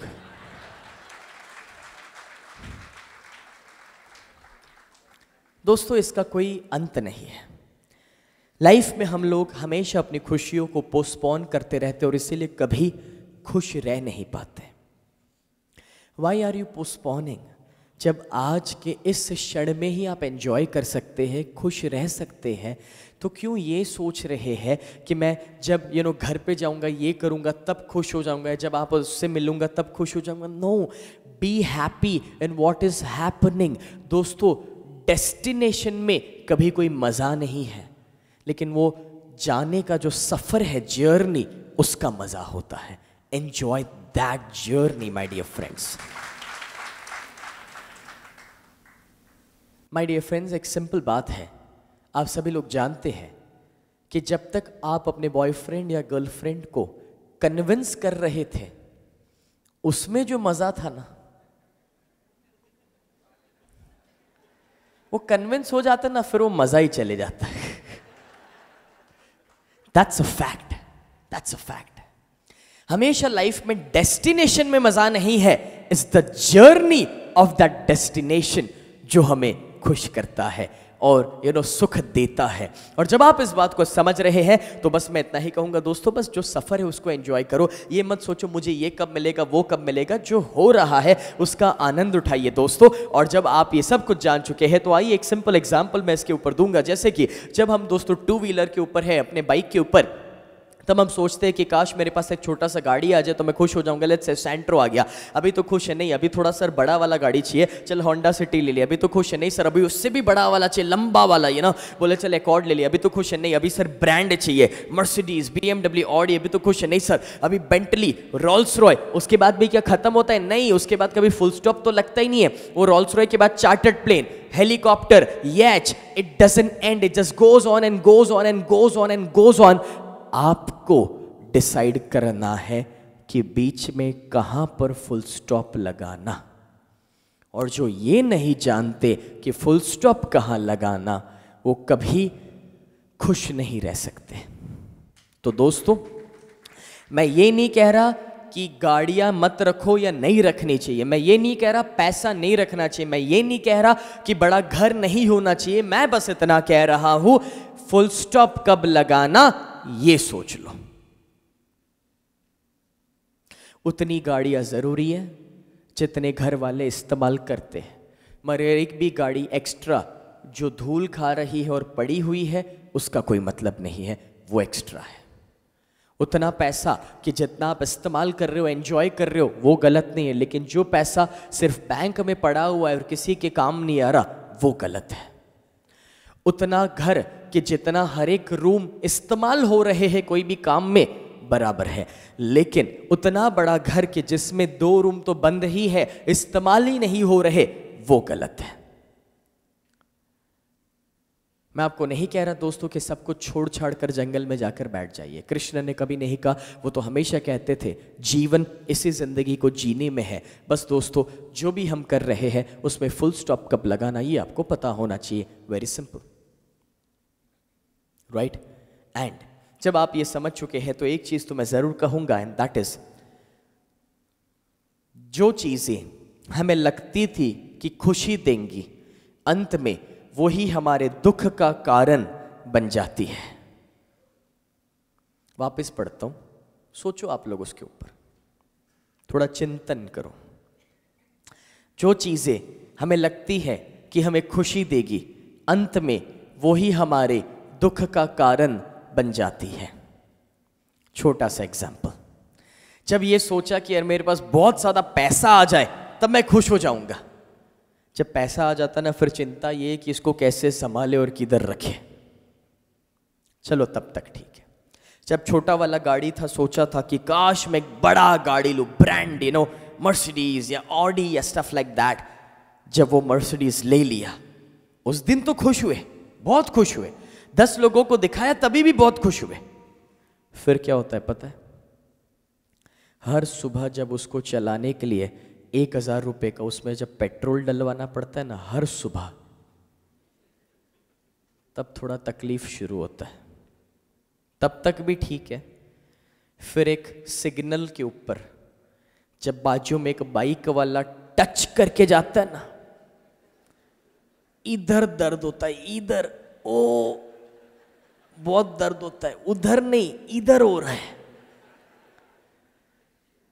और फिर दूसरे दिन ड्राइवर से क्या बोलते हैं पता है, कवर लगा, कवर लगा। पुराना वाला निकाला अपना छोटा वाला, आज उसको आने दे, आज मैं टच करता हूं।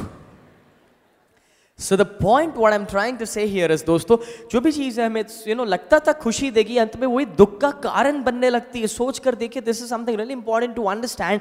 और इस पॉइंट का सबसे बड़ा एग्जाम्पल क्या हो सकता है, सबसे बड़ा एग्जाम्पल इसका क्या हो सकता है दोस्तों, कि जो चीज हमें लगती थी खुशी देगी वही दुख का कारण बन जाती है।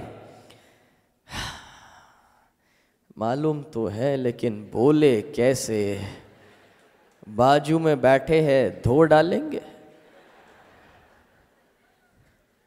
इधर से कुछ आवाज तो आई थी, मैं देख रहा हूं उनके बाजू में कोई नहीं है, इसलिए बोल रहे हिम्मत करके। वो क्या अकेले आए ना इसीलिए। तो क्या हो सकता है, हाँ, शादी, मैरिज, इसका सबसे बेस्ट एग्जाम्पल हो सकता है दोस्तों, कि जो चीजें लगती थी कि वे खुशी देगी वही अंत में दुख का कारण बन जाती है। और भैया फिर तो एक ऐसा मोड़ आता है कि जैसे वो च्युइंगम पहले पहले मुंह में डालते ना, बड़ा अच्छा लगता है, टेस्ट आता है, मीठा लगता है, it's good you know, but कुछ टाइम के बाद फिर वो फीका होने लगता है। वो च्युइंगम जो था उसका टेस्ट खत्म हो जाता है। और एक ऐसा मोड़ आता है कि जब ना अंदर उतार सकते हैं ना थूक सकते हैं, क्या कहें। वैसे जब ये शादी की बात आई है दोस्तों, तो एक छोटा सा किस्सा याद आ रहा है मुझे। एक बार एक लड़का लड़की, फ्यूचर जो हस्बैंड वाइफ, मतलब सब फैमिली ने डिसाइड करके रखा है शादी होने वाला है, एवरीथिंग इज फाइन। अब दोस्तों फ्यूचर हस्बैंड वाइफ जो बनने वाला है, ऐसे ही कहीं घूमने के लिए जाते हैं। अब जो दोस्तों वहां पर जब वो घूमने के लिए जाते हैं तो चल रहे हैं, और रास्ते में एक कांटा, कुछ चुभ जाए वैसी चीज वो लड़के को दिखाई देती है।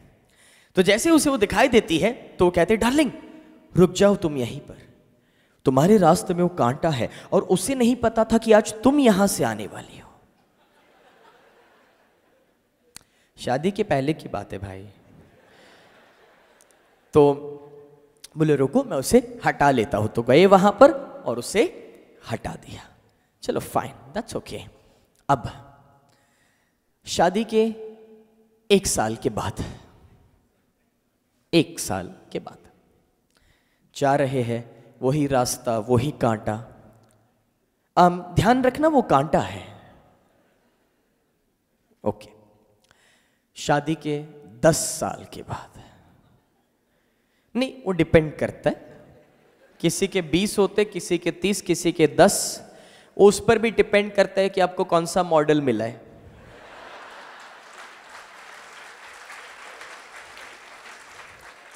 जिनको 1940, 50, 60 और 70 के मॉडल मिल गए, बहुत लकी लोग हैं, फॉर्चुनेट।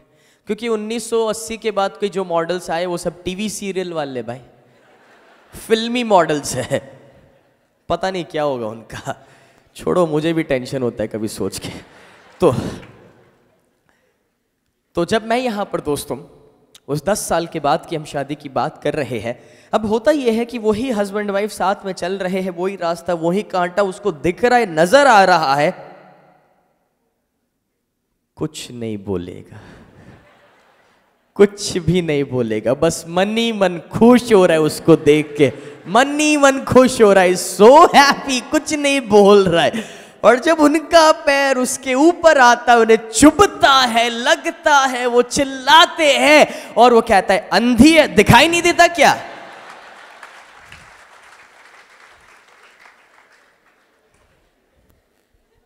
कृष्ण अर्जुन से कहते हैं कि कोई भी चीज ज्यादा या कम अच्छी नहीं है। हर एक चीज दोस्तों संतुलन, बैलेंस में बराबर है। मैं ये नहीं कह रहा पैसा नहीं होना चाहिए, मैं ये नहीं कह रहा कि बहुत कमा लो, जितना जरूरी नहीं है। मैं बस इतना कह रहा हूं दोस्तों, जिंदगी में जहां जो चीज जरूरी है बस उसमें खुश रहना सीखो। मैं आपको ब्रह्मचारी रहने के लिए नहीं कह रहा, संसार में रहो, शादी करो, कोई प्रॉब्लम नहीं है, मगर वो भी ज्यादा अच्छा नहीं होता है। खाना खा रहे हो, भूखे रहने के लिए नहीं कह रहा, खाना खाओ, जरूरी है शरीर के लिए, लेकिन जितना जरूरी उतना खाओ, ज्यादा अच्छा नहीं होगा। खाना फॉर एग्जाम्पल रोटी सात्विक है, लेकिन वो भी 3 की जगह पे 13 खा लोगे तो नुकसान करेगी। तो दोस्तों जब आप इस बात को समझ रहे हैं तो हमें ये समझ में आता है कि everything in balance is good. कोई भी चीज ज्यादा जहर के बराबर काम करेगी दोस्तों। पैसा भी ज्यादा ना सही, मोह माया भी ज्यादा ना सही, या वो प्रॉपर्टीज भी ज्यादा ना सही, जितना जहां जरूरी है बस उतना रखो अपने पास। It's more than sufficient. Be happy in whatever we have. बस फुल स्टॉप कब लगाना याद रखना। Very simple. नाउ दोस्तों ये जो भी हम यहां पर बातें कर रहे हैं उसमें से बाहर निकलने के लिए भगवान ने बस हमें 3 रास्ते बताए हैं, और वो 3 रास्ते दोस्तों भगवत गीता में बहुत ब्यूटीफुली बताए गए हैं। और वो 3 रास्ते कॉमनली आप सभी लोग जानते हैं, और वो 3 रास्ते थे कर्म योग, भक्ति योग, ज्ञान योग। तो आइए अब ये तीनों योग को हम यहाँ पर समझने वाले हैं दोस्तों, और तीनों योग को समझना बहुत ही ज़्यादा आवश्यक है। This is something really important to understand, right. मेरे साथ रहिएगा दोस्तों। हम शुरुआत करेंगे कर्म योग के द्वारा। बोल श्री कृष्ण कन्हैया लाल की। तो दोस्तों कर्मयोग, कर्मयोग शब्द से ही पता चलता है द पाथ ऑफ एक्शन, यानी कि कुछ कर्म करने हैं। कर्मों के बारे में हम सभी लोग इतना तो सभी समझते हैं दोस्तों कि अच्छे कर्म करेंगे अच्छे रिजल्ट्स मिलेंगे, बुरे कर्म करेंगे बुरे रिजल्ट्स मिलेंगे। Very simple. अब दोस्तों यहां पर हमें समझना यह है, एंड दैट इज कि आज हम जो जिंदगी जी रहे हैं हमने जो कर्म किए थे उस वजह से जी रहे हैं, और कल जो होने वाला है वो आज जो करेंगे उस वजह से होने वाला है। सीधी और सिंपल बात है, कर्मयोग के बारे में इतना सभी लोग समझते हैं, ठीक है। अब यहां पर दोस्तों भगवान बात करते हैं कुछ देने के लिए, कुछ बांटने के लिए। क्यों? क्योंकि जब आप किसी को कुछ देंगे, कुछ बांटेंगे, तो ऑटोमेटिकली आपके अच्छे कर्म वहीं पर होना शुरू हो जाएंगे। फॉर एग्जाम्पल, जैसे हमारे इंडिया का ट्रेडिशन है दोस्तों, एंड दैट इज घर के 2 लोगों के लिए खाना बना है, और अगर कोई अतिथि, कोई गेस्ट अपने घर पे आ जाते हैं तो हम वो खाना 3 लोगों में भी बांट लेते हैं, भले हम 20-20% कम खा लेंगे चलेगा। That is called giving, sharing. और जब आपकी जिंदगी में गिविंग और शेयरिंग आता है, ऑटोमेटिकली दोस्तों आपके कर्म अच्छे होने लगते हैं। लेकिन जब आप मेरा और तेरे पर आ जाते हैं तब वो अच्छा नहीं होगा। तो बेहतर होगा कि हम बांटना सीखें, देना सीखें। जो भी हमारे पास है हम जरूर लोगों के साथ बांट सकते हैं, लोगों को दे सकते हैं। फॉर एग्जाम्पल दोस्तों, यहां पर जब देने की बात है तो अर्जुन को एक और सवाल कि भाई मैंने दे दिया तो मेरे पास क्या रहेगा। अब मैं आपको कोई दानवीर कर्ण बनने के लिए नहीं बोल रहा कि सुबह हुई जो मांगने को है सब देना शुरू कर दो। मैं आपको यहां पर यह समझा रहा हूं कि छोटी छोटी जगहों पर अपने तरीके से दो, जितना पॉसिबल है उतना दो। अब देने से कभी कम नहीं होता, ये मैं आपको समझाना चाहूंगा। जो यहाँ पर थोड़ा बहुत स्पिरिचुअलिटी को समझते हैं उनको समझ में आता है, लेकिन जो प्रैक्टिकल लोग हैं, जो बुद्धि वाले साइंटिफिक लोग हैं, उनको क्या लगता है, बोले मैंने दे दिया तो मेरे पास कम हो जाएगा। तो उस साइंटिफिक लोगों को मैं साइंस के द्वारा ही समझाता हूँ, फिजिक्स का एक प्रिंसिपल। और ये फिजिक्स का प्रिंसिपल हमें क्या सिखाता है, ध्यान से सुनना। मान लो मैंने यहाँ पर रेड कलर का कोई कपड़ा पहना है, ठीक है, लाल रंग का कपड़ा, रेड कलर। मेरे ऊपर एक वाइट लाइट आ रही है। अब आपको कैसे दिखाई देगा कि मैंने रेड पहना है? मैं आपको एक फिजिक्स का साइंस समझा रहा हूं, ध्यान से समझना। जब मेरे ऊपर वाइट लाइट आएगी तो जो वाइट लाइट होती है ना, उसमें हर एक किस्म के रंग अंदर छिपे हुए हैं, blue, green, red, yellow, all the colours are there. अब जब वो लाइट मेरे ऊपर आती है तो मेरा जो लाल कपड़ा है वो येलो, ग्रीन, ब्लू, जितने भी दूसरे कलर्स की लाइट है ना, सबको अंदर खींच लेता है, एब्जॉर्ब कर लेता है अंदर। तो क्या होता है पता है, ना वो सामने वाले को मिलता है, ना वो खुद उस रंग को रख पाता है। लेकिन सिर्फ वो रेड ही कलर है कि जिसको वो रिफ्लेक्ट करता है, यानी कि जो आया उसको वापस भेजता है। और इसीलिए वो लाल रंग मेरे कपड़ों पर भी रह जाता है और आपको भी मिलता है, आपको भी दिखाई देता है। यह है फिजिक्स का प्रिंसिपल। दोस्तों इसका मतलब क्या हुआ, फिजिक्स भी कहता है जो ले लोगे ना, जो दूसरों को नहीं दोगे वो ना किसी और को मिलेगा, ना तुम्हारे पास रहेगा। लेकिन जो किसी को दोगे वो तुम्हारे पास भी रहेगा, सामने वाले को भी मिलेगा। तो देने से कम नहीं होता। नॉलेज बांटो, प्यार बांटो, देते रहो। जितना आप देते रहेंगे उतना वो आपके जिंदगी में मल्टीप्लाई होगा दोस्तों। और जो आध्यात्मिक तरीके से समझते हैं उनके लिए तो सिंपल एग्जाम्पल, एक बीज डालो कुदरत 1000 बीज देती है। तो देने में किस बात का संकोच है हमें, राइट? एंड नाउ दोस्तों अब देखिए, जब देने की बात है बांटना शुरू कीजिए, देना शुरू कीजिए। फॉर एग्जाम्पल आप कोई वेटर, कोई रेस्टोरेंट में अच्छा सर्विस दिया, उसे 10 रुपये, 20 रुपये, 50 रुपये दे सकते हैं। कोई वॉचमैन हमें सैल्यूट किया, खुशी से वेलकम किया और हमारे लिए दरवाज़ा खोला, उसे कुछ दे सकते हैं। रिक्शा या टैक्सी में ट्रैवल किया, 90 रुपया हो गया, 100 रुपया देकर बोल सकते हैं भैया रखो। क्योंकि जब वो रिक्शा वाले के साथ आप 10 रुपये के लिए बहस करते हैं तो रिक्शा वाला वो नहीं लगता।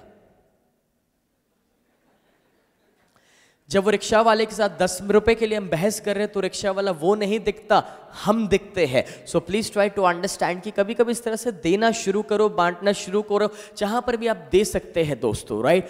एंड नाउ जब ये देने की बात आप समझ चुके हैं दोस्तों, तो एक चीज तो है कि जब आप देना शुरू करें तो बहुत सारे लोग आपको रोकने वाले मिलेंगे। बोले क्यों इतना दे रहा है, उसका हक का नहीं है, उसको ज़्यादा देगा तो वो हवा में उड़ने लगेगा, ऐसे बोलने वाले बहुत लोग मिलेंगे। जब आप अपने एम्प्लॉयज़ या अपने साथ जो नीचे आपके काम करते उनको जब एक्स्ट्रा देना शुरू करोगे ना तब, लेकिन उनको सुनना मत। अर्जुन की तरह देखो, जब सबसे पूछा कि अभी आपको क्या दिखाई दे रहा है, किसने बोला पेड़ दिखाई दे रहा है और किसी ने बोला पंछी दिखाई दे रहा है, मगर अर्जुन ही थे जो बोले कि मुझे वो पंछी की आंख नजर आ रही है। उसी तरह से दोस्तों आपको पता है देना अच्छा है, देना शुरू करो। कोई आपको गलत बता रहा है उसे सुनने की कोई जरूरत नहीं, ना बोलना सीखो।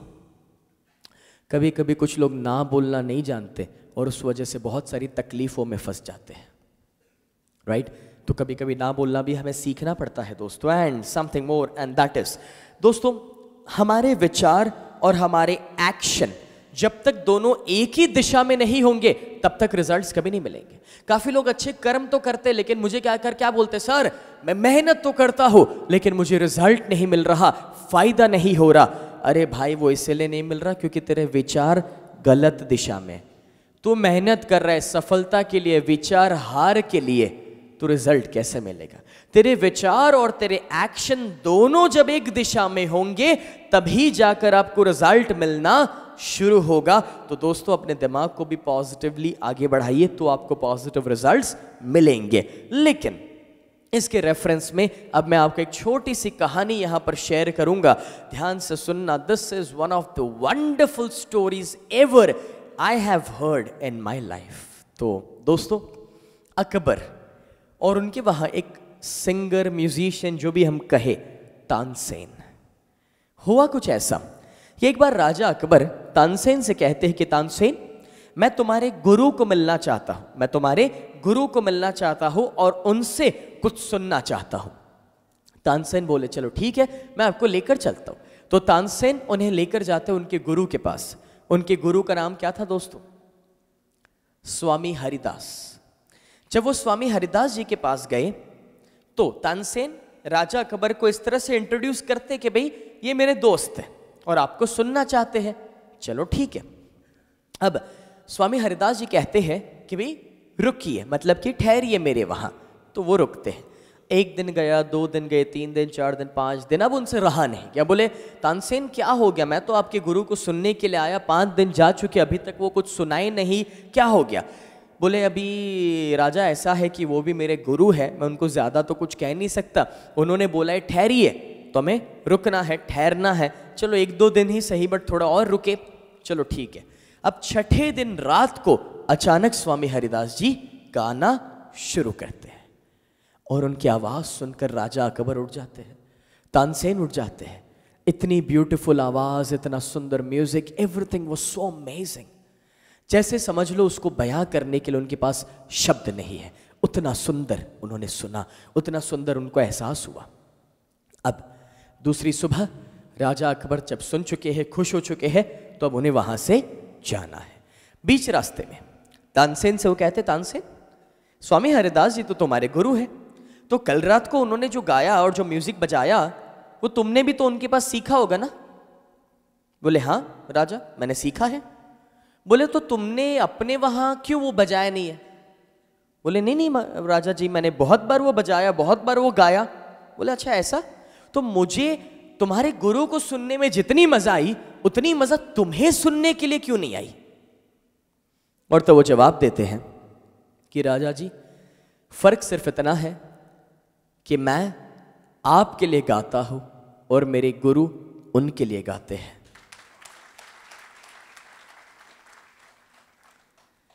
जब तक आप अपनी ऑफिस पैसों के लिए जाओगे, जब तक आप अपने ऑफिस बॉस ने बोला है इसलिए जाओगे,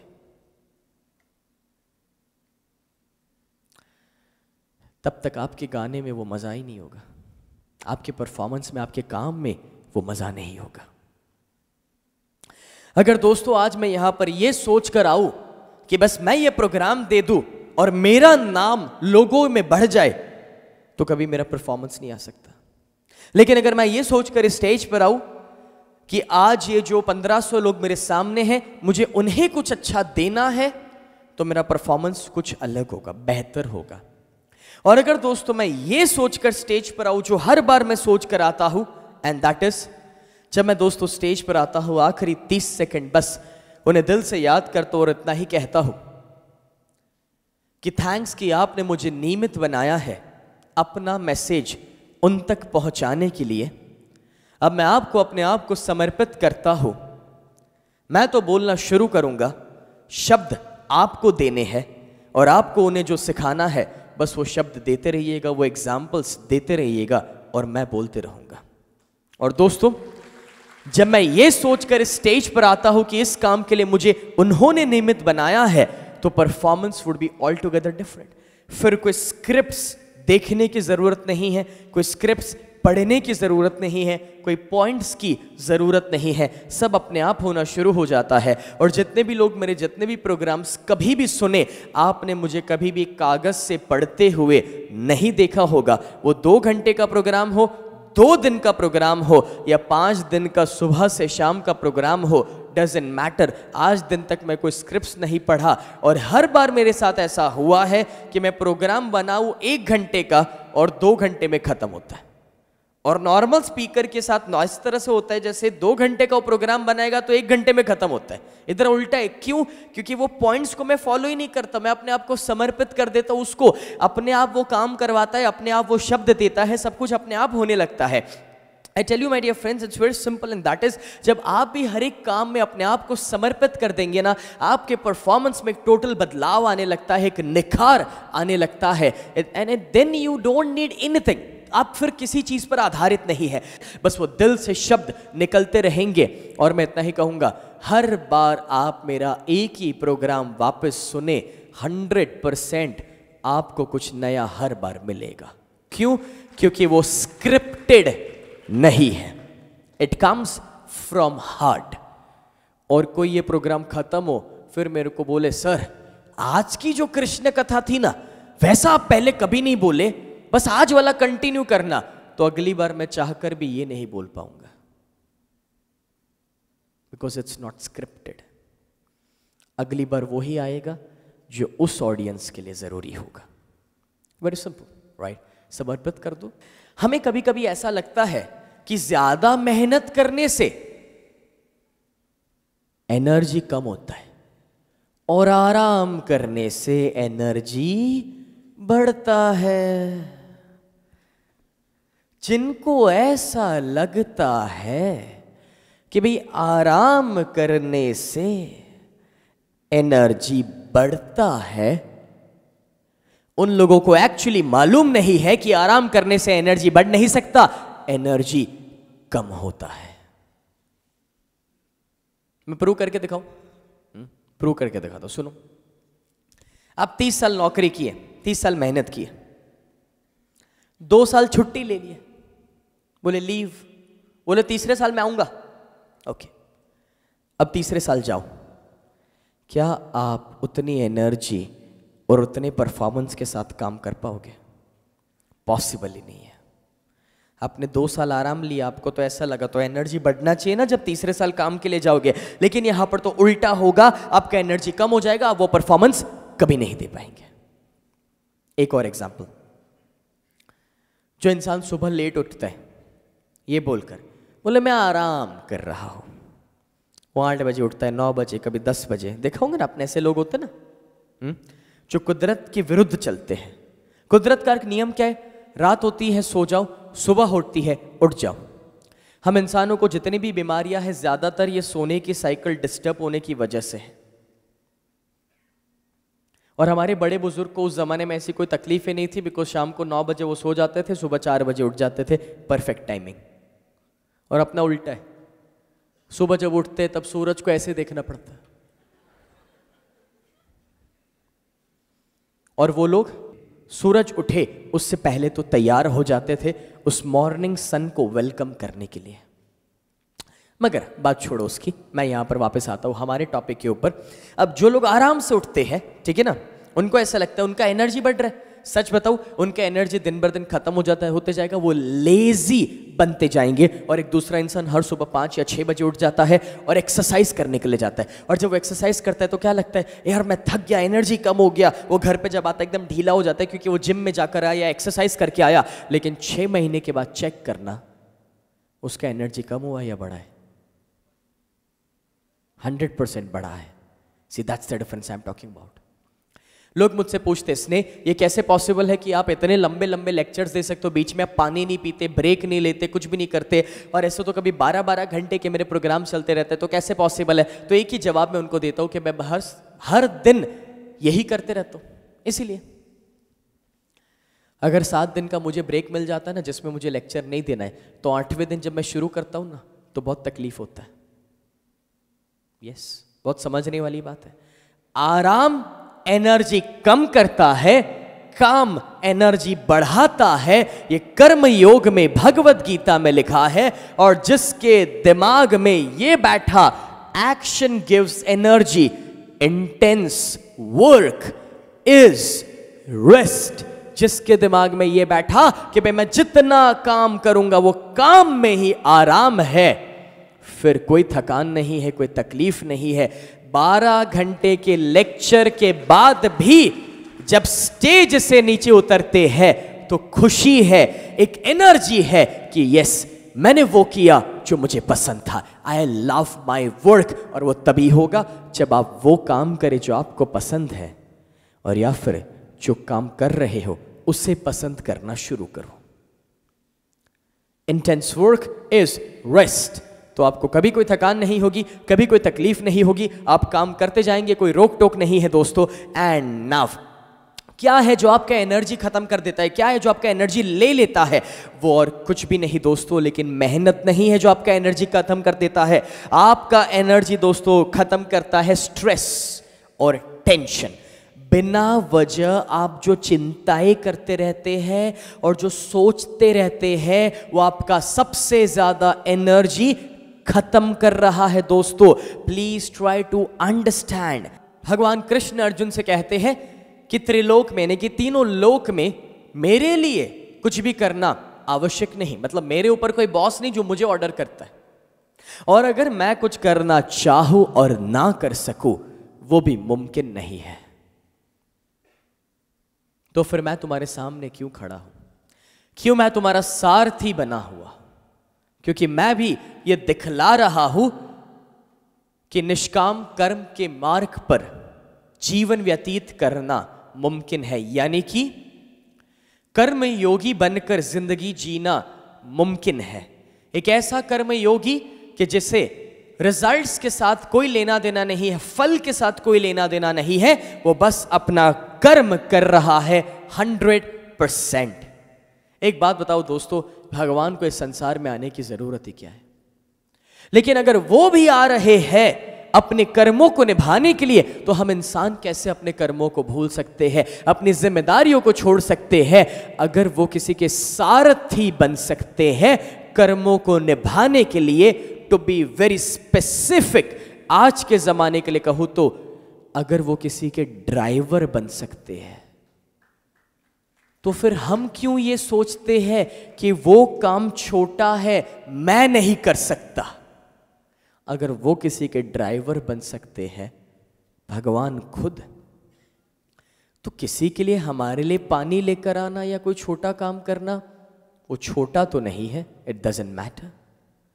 कोई भी काम छोटा या बड़ा हो ही नहीं सकता। इट्स जस्ट हमारी जिम्मेदारी है, हमें वो काम को करना है, बस बात वहीं पर खत्म हो जाती है दोस्तों।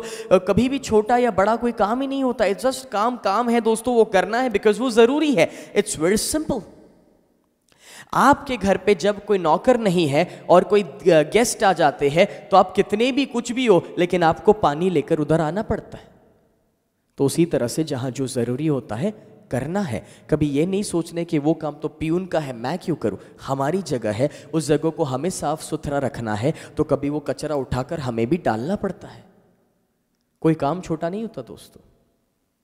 And something more, and that is, बस पास्ट प्रेजेंट फ्यूचर की चिंताएं हटा दो। कुछ लोग बस पास्ट में जी रहे, उसने ऐसा कर दिया, उसने वैसा कर दिया, तो कभी आप जिंदगी में सुखी नहीं रह पाओगे। कुछ लोग फ्यूचर की चिंता कर रहे हैं, ये हो गया, वो हो गया, ऐसा हो गया। अपने प्रेजेंट में जियो, वर्तमान में जियो दोस्तों। फ्यूचर को भूल जाओ, पास्ट को भूल जाओ, बस अपने आज में सुखी रहो और कुछ करना ही नहीं है। और जब आप इस तरह से जिंदगी जीना शुरू करेंगे, तभी आप एक कर्म योगी बन सकते हैं। तो ये तो थी दोस्तों कर्म योग की बात। बोल श्री कृष्ण कन्हैया लाल की। आपके लेफ्ट और राइट में जो भी लोग हैं, इनको थोड़ा हिलाओ और उठाओ, हिलाओ हिलाओ। लेफ्ट और राइट में जो भी लोग हैं, थोड़ा हिलाओ, उठाओ उठाओ उठाओ, जल्दी उठाओ।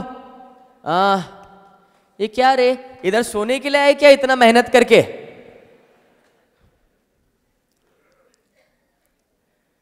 उठो, जागो। Fine everybody, let's come back now. दोस्तों अब हम आगे बढ़ते हैं भक्ति योग के द्वारा। Bhakti yoga, one of the best things to understand for your life. Bhakti yoga किसे कहते हैं? क्या भक्ति योग उसे कहते हैं दोस्तों कि एक हिंदू हर दिन सुबह मंदिर जाके पूजा प्रार्थना करता है। एक मुसलमान दिन में 5 बार अपने अल्लाह को याद करता है। एक क्रिश्चियन हर संडे को चर्च में जाता है। क्या इसे भक्ति योग कहते हैं? जो लोग ना बोल रहे हैं, मेरे सामने देखकर ना बोलो, क्योंकि अगर आप ना बोल रहे तो फिर क्यों वो सब करते हो? 2 साइड की बात मत करो, या तो करना बंद कर दो या तो अभी दिखावा मत करो। नहीं नहीं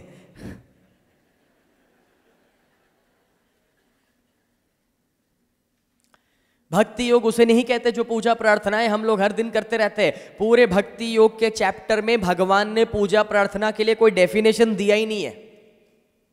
भगवान ने किधर लिखा मेरे को फूल चढ़ाओ? भगवान ने किधर लिखा कि मुझे दिया करो? भगवान ने किधर लिखा कि मंदिर में वो बेल रखो, बेल बजाओ? अब ठीक है, वो सब हम कर रहे हैं, उसके पीछे अलग वजह है, वो बात ही अलग है, उसको अभी हम नहीं खोलेंगे क्योंकि हमारे पास वो टाइम नहीं है डिस्कस करने का। लेकिन हाँ, एक चीज मैं जरूर कहना चाहूंगा दोस्तों कि भक्ति योग का एक ही डेफिनेशन है कि जो भगवान ने दिया है दोस्तों, और वो सिंपली इतना ही है, एंड दैट इज अद्वेष्टा सर्वभूतानाम, यानी कि एक ऐसा इंसान कि जो किसी से नफरत नहीं करता, एक ऐसा इंसान जो किसी से नफरत नहीं करता, the one who hates no one, जिसे संस्कृत में लिखा गया है अद्वेष्टा सर्वभूतानाम, यानी कि दोस्तों सबको अनकंडीशनल लव दो, सबको प्यार देना सीखो, किसी के प्रति कोई नफरत अपने अंदर मत रखो, कोई कचरा अपने अंदर मत रखो। और जब आप ये करेंगे तब हम कह सकते हैं कि अब भक्ति योग के मार्ग पर चल रहे हैं। पूजा प्रार्थना करना भक्ति योग नहीं है यार। अभी धर्म में बोला ये नहीं खाने का, वो नहीं खाने का, सर मैं सब फॉलो करता हूं, मैं सात्विक खाना ही खाता हूं। अरे पूरे कस्टमर को तू खा जाता है।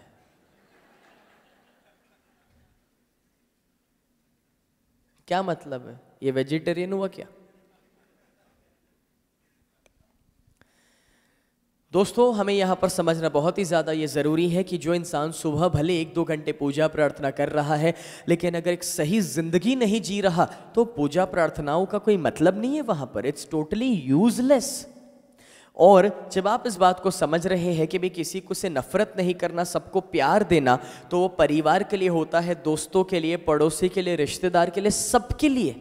लेकिन ये जब मैं सबके लिए आपको बोल रहा हूं तो क्या होगा पता है? कुछ लोग सवाल पूछते, कैसे सवाल? कि सर मैं सबके लिए प्यार कैसे लाऊं? अभी सर आप मुझे बताओ, मेरा बॉस जो हर दिन मेरे ऊपर गुस्सा करता है और गाली देता है, मैं उसे कैसे प्यार करूं?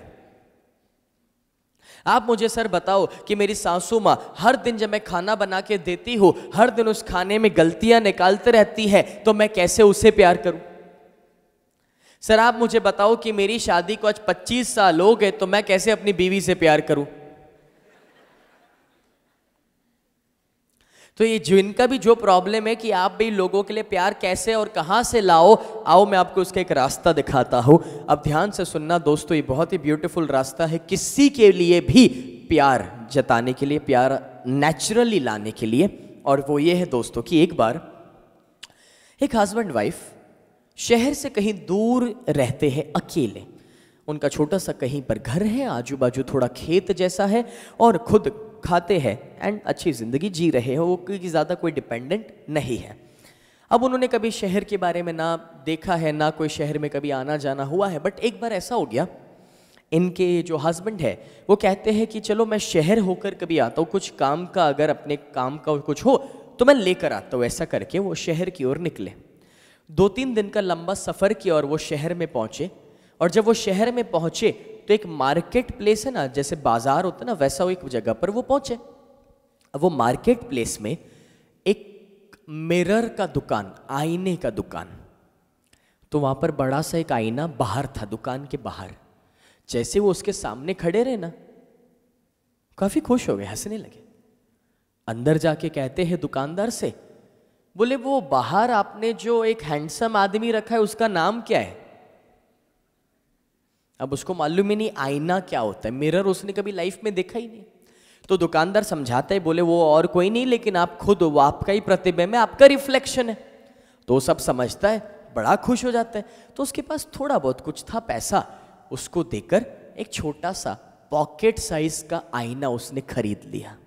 अब वो घर वापस आया, समहाव कोई वजह से वो अपनी बीवी को नहीं बताया कि उसने कुछ ऐसा आईने जैसा चीज खरीदा है।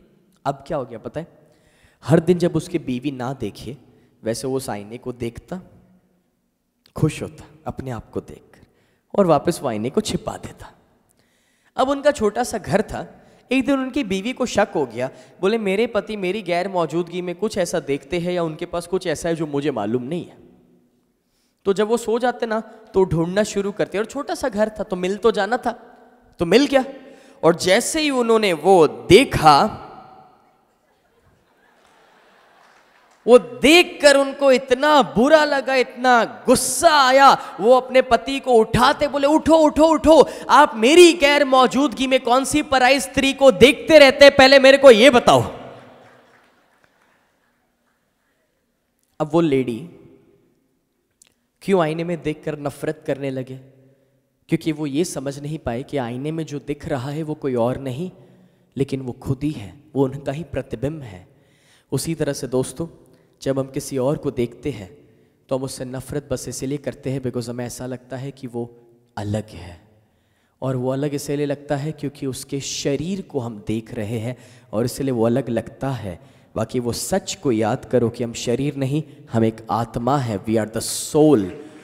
तब हमें समझ में आता है कि अगर हम एक आत्मा है तो सामने भी जो है वो भी एक सोल, वो भी एक आत्मा है। दोस्तों, मुझ में और उसमें कोई फर्क नहीं है।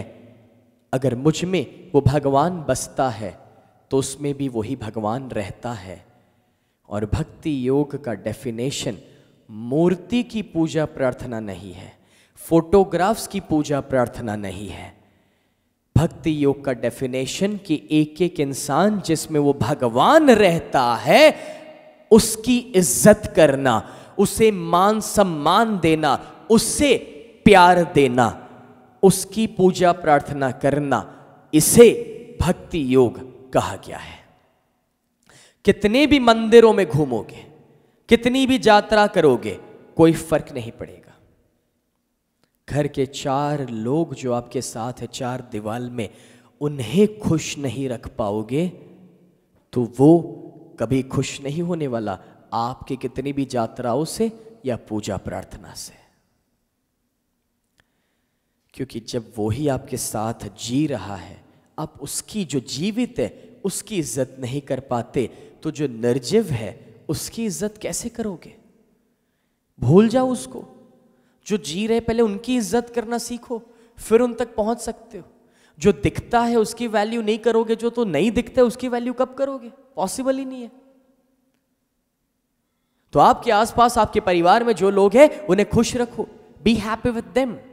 आपके दोस्तों को, आपके कलीग्स को, जहां पर भी जाओ लोगों को खुश रखो। जितने लोग आपको मिले, जब वो आपको मिलकर जाए खुश होकर जाने चाहिए। एक नियम बना लो कि भाई मेरे से कोई इंसान नाराज ना हो, मैं सबको खुश करूं, खुश रखूं। और जब वो आपको मिलकर जाए दोस्तों, उसे एक एहसास होना चाहिए कि यार अगली बार वापस इसको मिलने आना है। He should feel that, he should miss you. उसे कुछ ऐसा प्यार दो, कुछ ऐसे शब्द दो, कुछ ऐसा अच्छा समय दो, कुछ अच्छा नॉलेज दो, कुछ उसे खुश करो। आज लोग कितना टेंशन में जीते हैं, कितनी तकलीफ में जीते हैं। जब वो हमारे घर पे आए हैं, वो रिश्तेदार हो, दोस्त हो या ऑफिस में मिलने को आए हैं, हर एक इंसान कितनी सारी तकलीफों में जी रहा है। अगर वो 10 मिनट भी आप उसे खुश कर पाए, वो 10 मिनट के लिए भी अपने टेंशन्स भूल पाएगा ना अगर आपके साथ रहकर, तो ये भी एक बहुत बड़ी समाज सेवा होगी। And that is where the भक्ति योग takes place। लेकिन अगर अभी भी आपको एक सवाल है कि सर मैं कैसे लेकिन वैसे लोगों से प्यार करूं, वैसे, अब ये वैसे बहुत मुश्किल है, बट वो हर एक की जिंदगी में वैसे है। अब वो जो भी रूप में वो वैसे लोग आपकी जिंदगी में है, तो मैं आपको दोस्तों अब बस 2 चीजें समझाऊंगा और पूरा भक्ति योग आपके अंदर उतर जाएगा। और वो 2 शब्द है नेचर एंड नर्चर। दोस्तों, नेचर इसका मतलब क्या होता है पता है? स्वभाव। हर एक इंसान का जब जन्म हुआ, कुदरत ने एक स्वभाव हम सबको दिया और उस स्वभाव से हम अपनी जिंदगी जी रहे।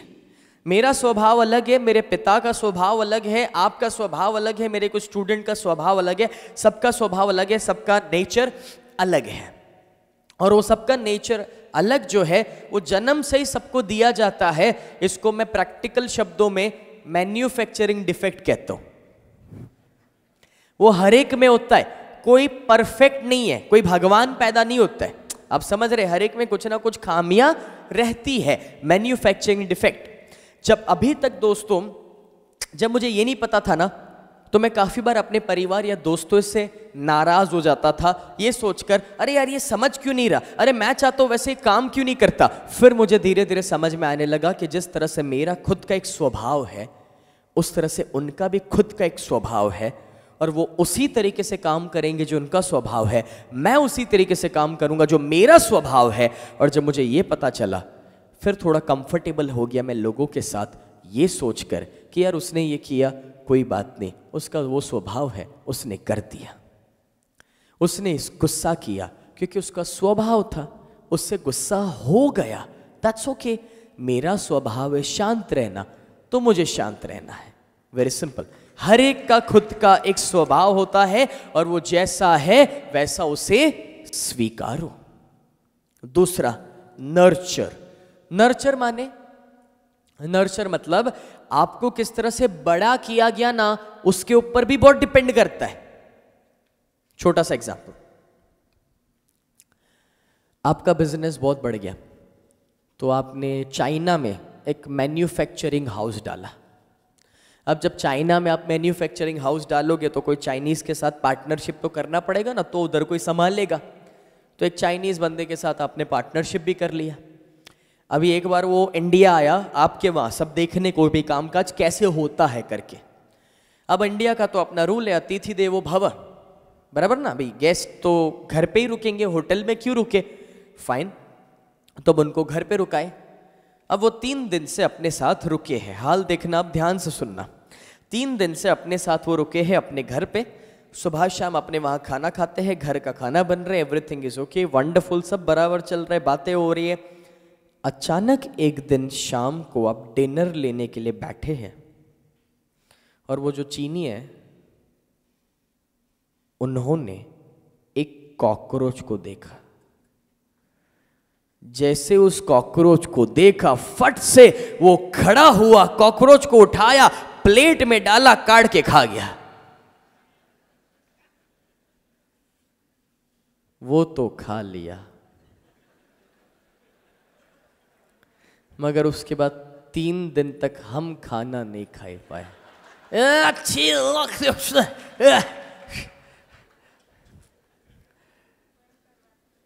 यू नो व्हाट,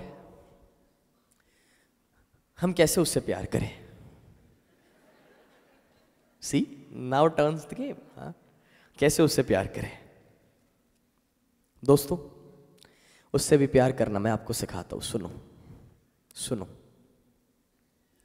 पहली बात, जिस भगवान ने जीसस को बनाया है, उसी भगवान ने बिन लादेन को बनाया है।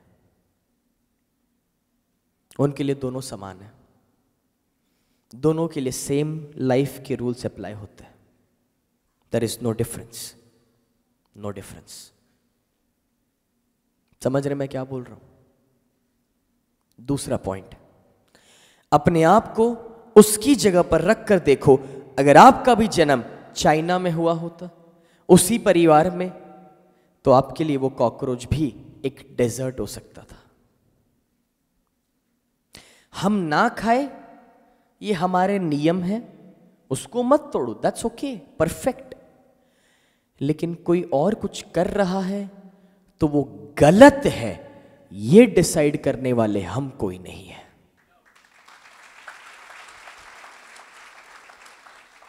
हम जय श्री कृष्ण बोले, ये हमारा डिसीजन है, लेकिन कोई जय जिनेंद्र बोले तो उनको ना कहने का हमें अधिकार नहीं है। हम वेजिटेरियन खाए, ये हमारा चॉइस है। कोई नॉनवेज खा रहा है तो वो गलत है, वो बुरा है, या उसको छोड़ देना ये गलत होगा हमारी ओर से। Are you getting the difference I am talking about now? दोस्तों, प्लीज ट्राई टू अंडरस्टैंड कि ये दुनिया विभिन्नताओं से भरी हुई है। अलग अलग लोग हैं, अलग अलग किस्म के लोग हैं, सबके खुद के विचार हैं, सबकी खुद की मान्यताएं हैं। सब आपके विचारों से जीने वाले कभी नहीं मिलने वाले आपको, और इसलिए कभी अपने नीति नियम और विचार किसी और पर मत ठोप दो, मत डाल दो, मत एक्सपेक्ट करो कि वो उसी तरह से काम करेगा जिस तरह से मैंने सोचा है, वरना आप हमेशा लोगों के साथ दुखी होंगे, आपको डिसअपॉइंटमेंट मिलेगा। जब आप आशा रखेंगे कि वो वैसे ही काम करे जैसे मैं चाहता हूं, वो इंसान अलग है, वो अपने तरीके से काम करेगा। छोटा सा एग्जाम्पल दोस्तों, मान लो अभी आपके बाजू में अभी एक ऐसा इंसान बैठा है जो फटे हाल में, आधे कपड़े फटे हुए, एकदम गंदे कपड़े, बदबू मार रहे उसके शरीर से, और वो सो रहा है और आपके ऊपर आ रहा है, और आप ये हटते जा रहे, लेकिन कितना, अभी आप सोच रहे कौन है यार, कौन है, किधर से आ गया, बोले मैनर्स नहीं, एटिकेट्स नहीं, ये नहीं, वो नहीं। एक बात बताओ दोस्तों, वो बेचारा यहाँ पर आसपास के कोई गांव से आया होगा, वो इधर 2 दिन शहर में था, कहीं बोर्ड पढ़ लिया भाई कोई कथा जैसा होने वाला है, फ्री है, आ गया बेचारा, उसको क्या मालूम क्या होने वाला है। और उसको किसी ने अगर एटिकेट्स और मैनर्स सिखाया ही नहीं है, तो उस बेचारे को कैसे पता कि एटिकेट्स और मैनर्स होता क्या है। आप सोचो कि अगर आप भी उसी परिवार में बड़े हुए होते जहां पर वो हुआ है, तो आप भी तो वैसे ही जीते ना। तो कैसे हम उस इंसान को ठुकरा सकते, वो जैसा है स्वीकारो, वेरी सिंपल। जब मेरे पास लोग सवाल लेकर आते ना, दुनिया भर के बकवास सवाल लोग पूछते हैं, मैं उनको जवाब देता हूं। जब वो लोग जाते हैं ना, तो मेरे जो साथ मेरे असिस्टेंट या जो है वो क्या कहते हैं पता है, सर आपको गुस्सा नहीं आता है? मैं बोला क्यों? बोले सर ये क्या सवाल पूछ रहे, क्यों पूछ रहे, ऐसा लगता है ये बेवकूफ इंसान है, और तो भी हम आपको देखते, एक तो सुनकर हमको गुस्सा आता है, आप तो भी हंसते हुए उसको जवाब दे रही है, कैसे पॉसिबल है।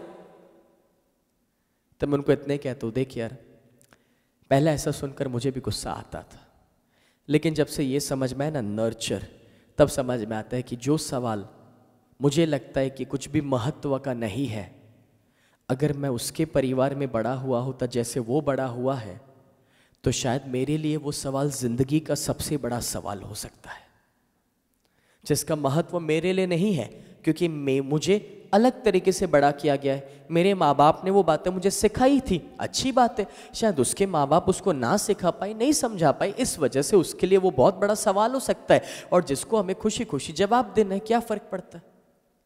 Very simple. जब नर्चर दिमाग में घुसेगा ना, फिर कोई गाली देकर भी जाते ना, कोई परवाह ही नहीं है, कोई फर्क ही नहीं पड़ता, इट डजंट मैटर। वो बेचारा वो भाषा बोलने के लिए बड़ा हुआ है, वो ही सीखा है तो वो बोल रहे हैं, और हम जो भाषा सीखे हैं वो हमें बोलना है। सीधी और सिंपल बात है, बात तो वहीं पर खत्म हो जाती है। It's nothing much to discuss for actually, right. So दोस्तों, जब आप इस बात को समझ चुके हैं, so this is the way to live as a bhakti yogi, I can say my dear friends, यानी कि बस सभी को प्यार देना, सभी को इज्जत देना, the one who hates no one, अद्वैष्टा सर्वभूतानाम, राइट। और जब दोस्तों आप भक्ति योग समझ चुके, आइए अब हम आखिरी योग की ओर आगे बढ़ते हैं, जिसे हम कहते हैं ज्ञान योग। अब ये ज्ञान योग क्या होता है दोस्तों?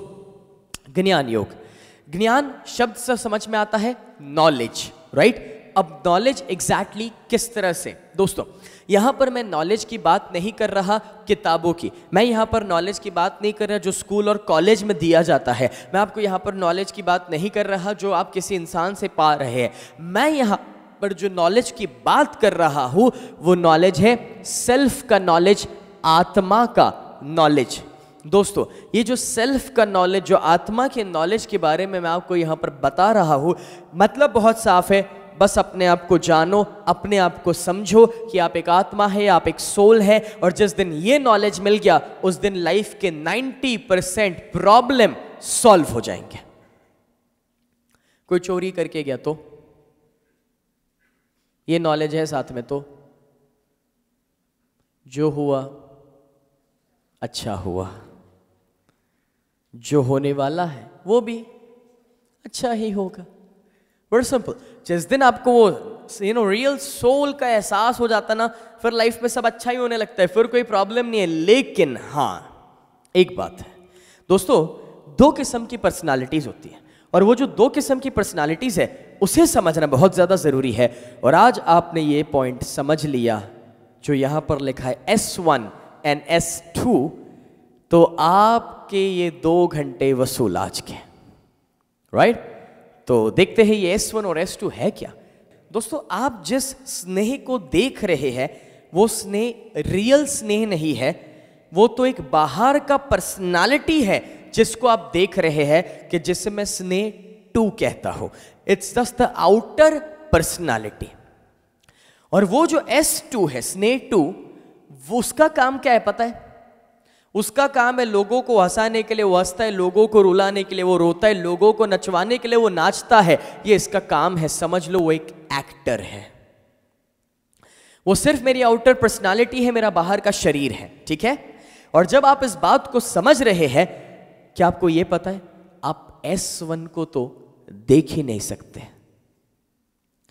जो रियल स्नेह है वो तो बहुत दूर है, जो इस शरीर के पीछे कहीं पर छिपा हुआ है।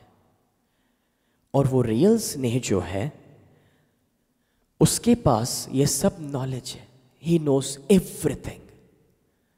लेकिन S2 जो है वो दुनिया के खेल के साथ जुड़ा हुआ है। ध्यान से सुनना, S1 को मालूम है कि आप सभी आत्माएं हैं और आपको इस नॉलेज की जरूरत ही नहीं है, बिकॉज वो नॉलेज ऑलरेडी आपके अंदर है। लेकिन S2 तो फिर ये काम क्यों कर रहा है? क्योंकि वो संसार के खेल के साथ आगे बढ़ रहा है। समझ रहे बात को आप? बहुत ही सिंपल है। लेकिन सिर्फ S2 में जिंदगी जियोगे, बाहर की पर्सनालिटी, तो क्या होगा पता है? हमेशा टेंशन, स्ट्रेस, ये वो, समझ में नहीं आएगा वो क्यों रहा, ऐसा क्यों, उसने मेरे साथ वैसा कोई कर दिया, हमेशा परेशान रहोगे और जिंदगी जियोगे। S2 बाहर का पर्सनालिटी, अंदर का आत्मा का कोई नॉलेज नहीं। और सिर्फ S1 में जियोगे तो क्या होगा पता है? सिर्फ S1 में किसी के शोक में गए, कोई गुजर गया, आप उसके शोक में गए और वहां पर जाके आप S1 में जी रहे हो, यानी कि आपका जो रियल पर्सनालिटी है उसमें, तो क्या होगा? उधर आप खुश हो रहे। अच्छा हुआ।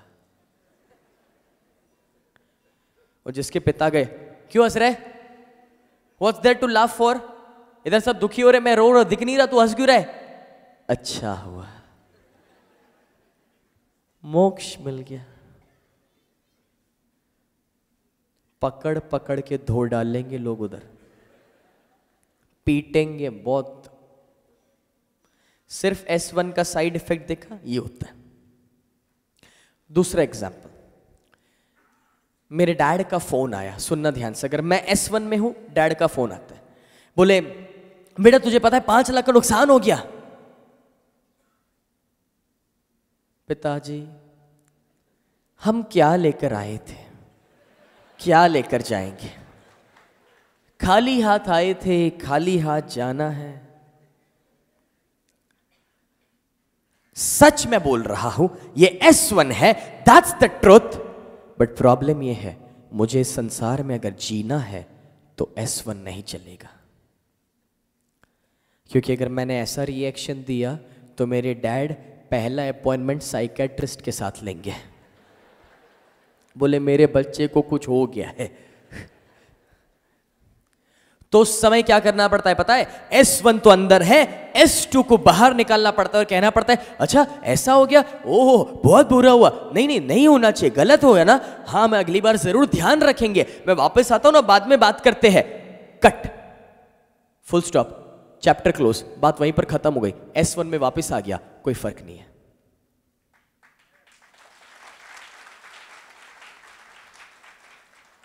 किसी के शोक में गया, पता है अच्छा हुआ, पता है बेचारा मुक्त हो गया दुनिया की झंझटों से, द ट्रुथ इज देयर, पता है कहीं पर नया जन्म हुआ है, लेकिन तो भी वहां पर दुखी होना पड़ता है, थोड़ा रोना भी पड़ता है। सीखो। और फिर जब उधर से बाहर निकले, फुल स्टॉप, बात खत्म, S1 इट डजंट मैटर। आप कहेंगे सर क्या बस ऐसे ही एक्टिंग करते रहना है फिर सबके साथ? बात यहां पर एक्टिंग की नहीं है। बात क्या है पता है दोस्तों? एक्चुअली कोई भी एक actor, let's say Shahrukh Khan, camera के सामने जब वो एक्टिंग करते हैं कि भी उनके पिता गुजर गए और वो रोने की एक्टिंग कर रहे हैं, तो वो होती है एक्टिंग, मगर जब वो कर रहे हैं तब वो एक्टिंग नहीं होती। Are you getting the difference now? It's the truth. जो वो कर रहे हैं वो दिल से रो रहे हैं। बस फर्क इतना होता है, जब डायरेक्टर बोलता है ना कट इट, तब वो रोल को छोड़ देते हैं और अपनी रियल पर्सनालिटी में वापस आ जाते हैं। बस यही है। जब भी किसी के साथ हो, जो करो दिल से करो, सच करो। मैं एक्टिंग करने के लिए नहीं बोल रहा, आपको झूठ करने के लिए नहीं बोल रहा, वो सही है, मगर बस वहां से बाहर निकले, cut it, that's the point.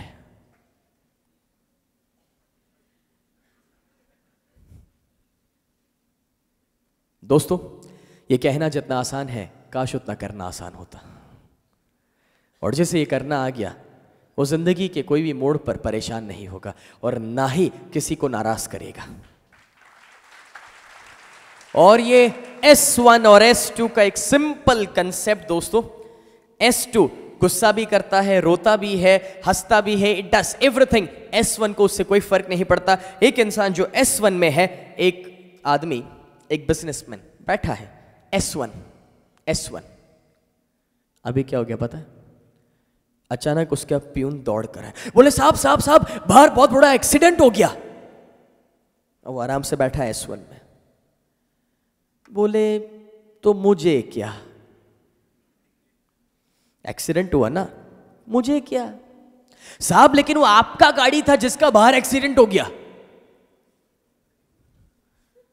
तो तुझे क्या?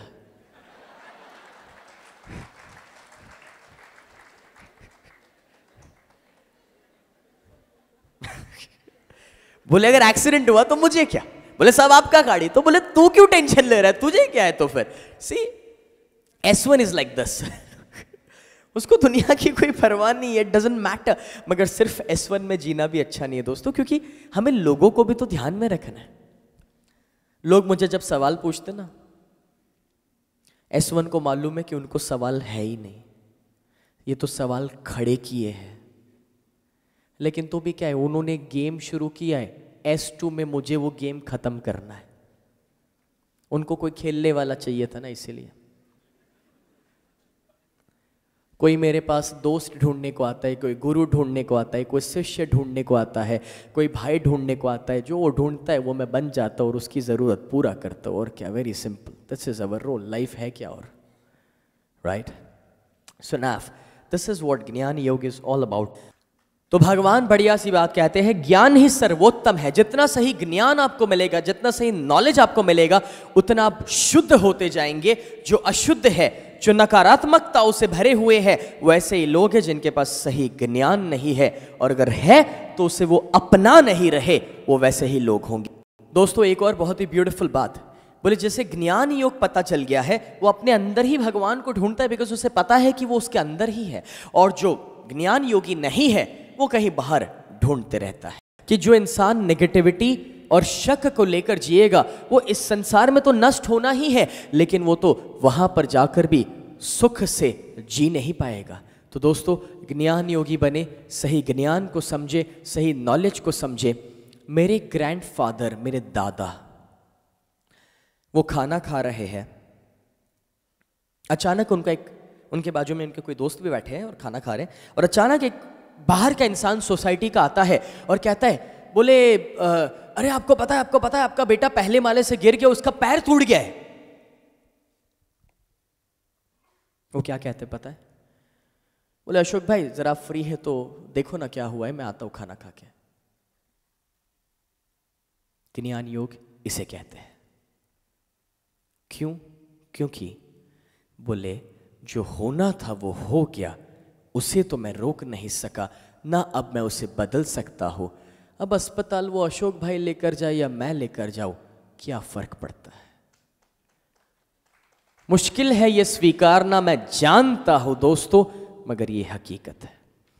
मेरे पिता के पास जब कोई आते हैं कि सर आप हमें बताइए कि आपने स्नेह को ऐसा तो क्या खिलाया था, तब वो कहते हैं आप अपने बच्चे को बोले स्नेह की तरह बनाना चाहते हो, मैं 2-3 नियम देता हूं, फॉलो कर पाओ तो ठीक है, तो आना, वापस आगे बताऊंगा, वरना मत आना। 1, बोले स्कूल उसको जब ना जाना हो तब मत भेजना। 2, अगर 2 दिन वो घर पे ना आए तो चिंता नहीं करने की, कहीं फोन नहीं करने के। और 3, ये खा वो खा, कभी नहीं उसको भूख लगेगा तब आके खाएगा। इसको फॉलो कर पाओ तो बोले आगे आना, आगे बताऊंगा, और बाद में कोई आता ही नहीं है।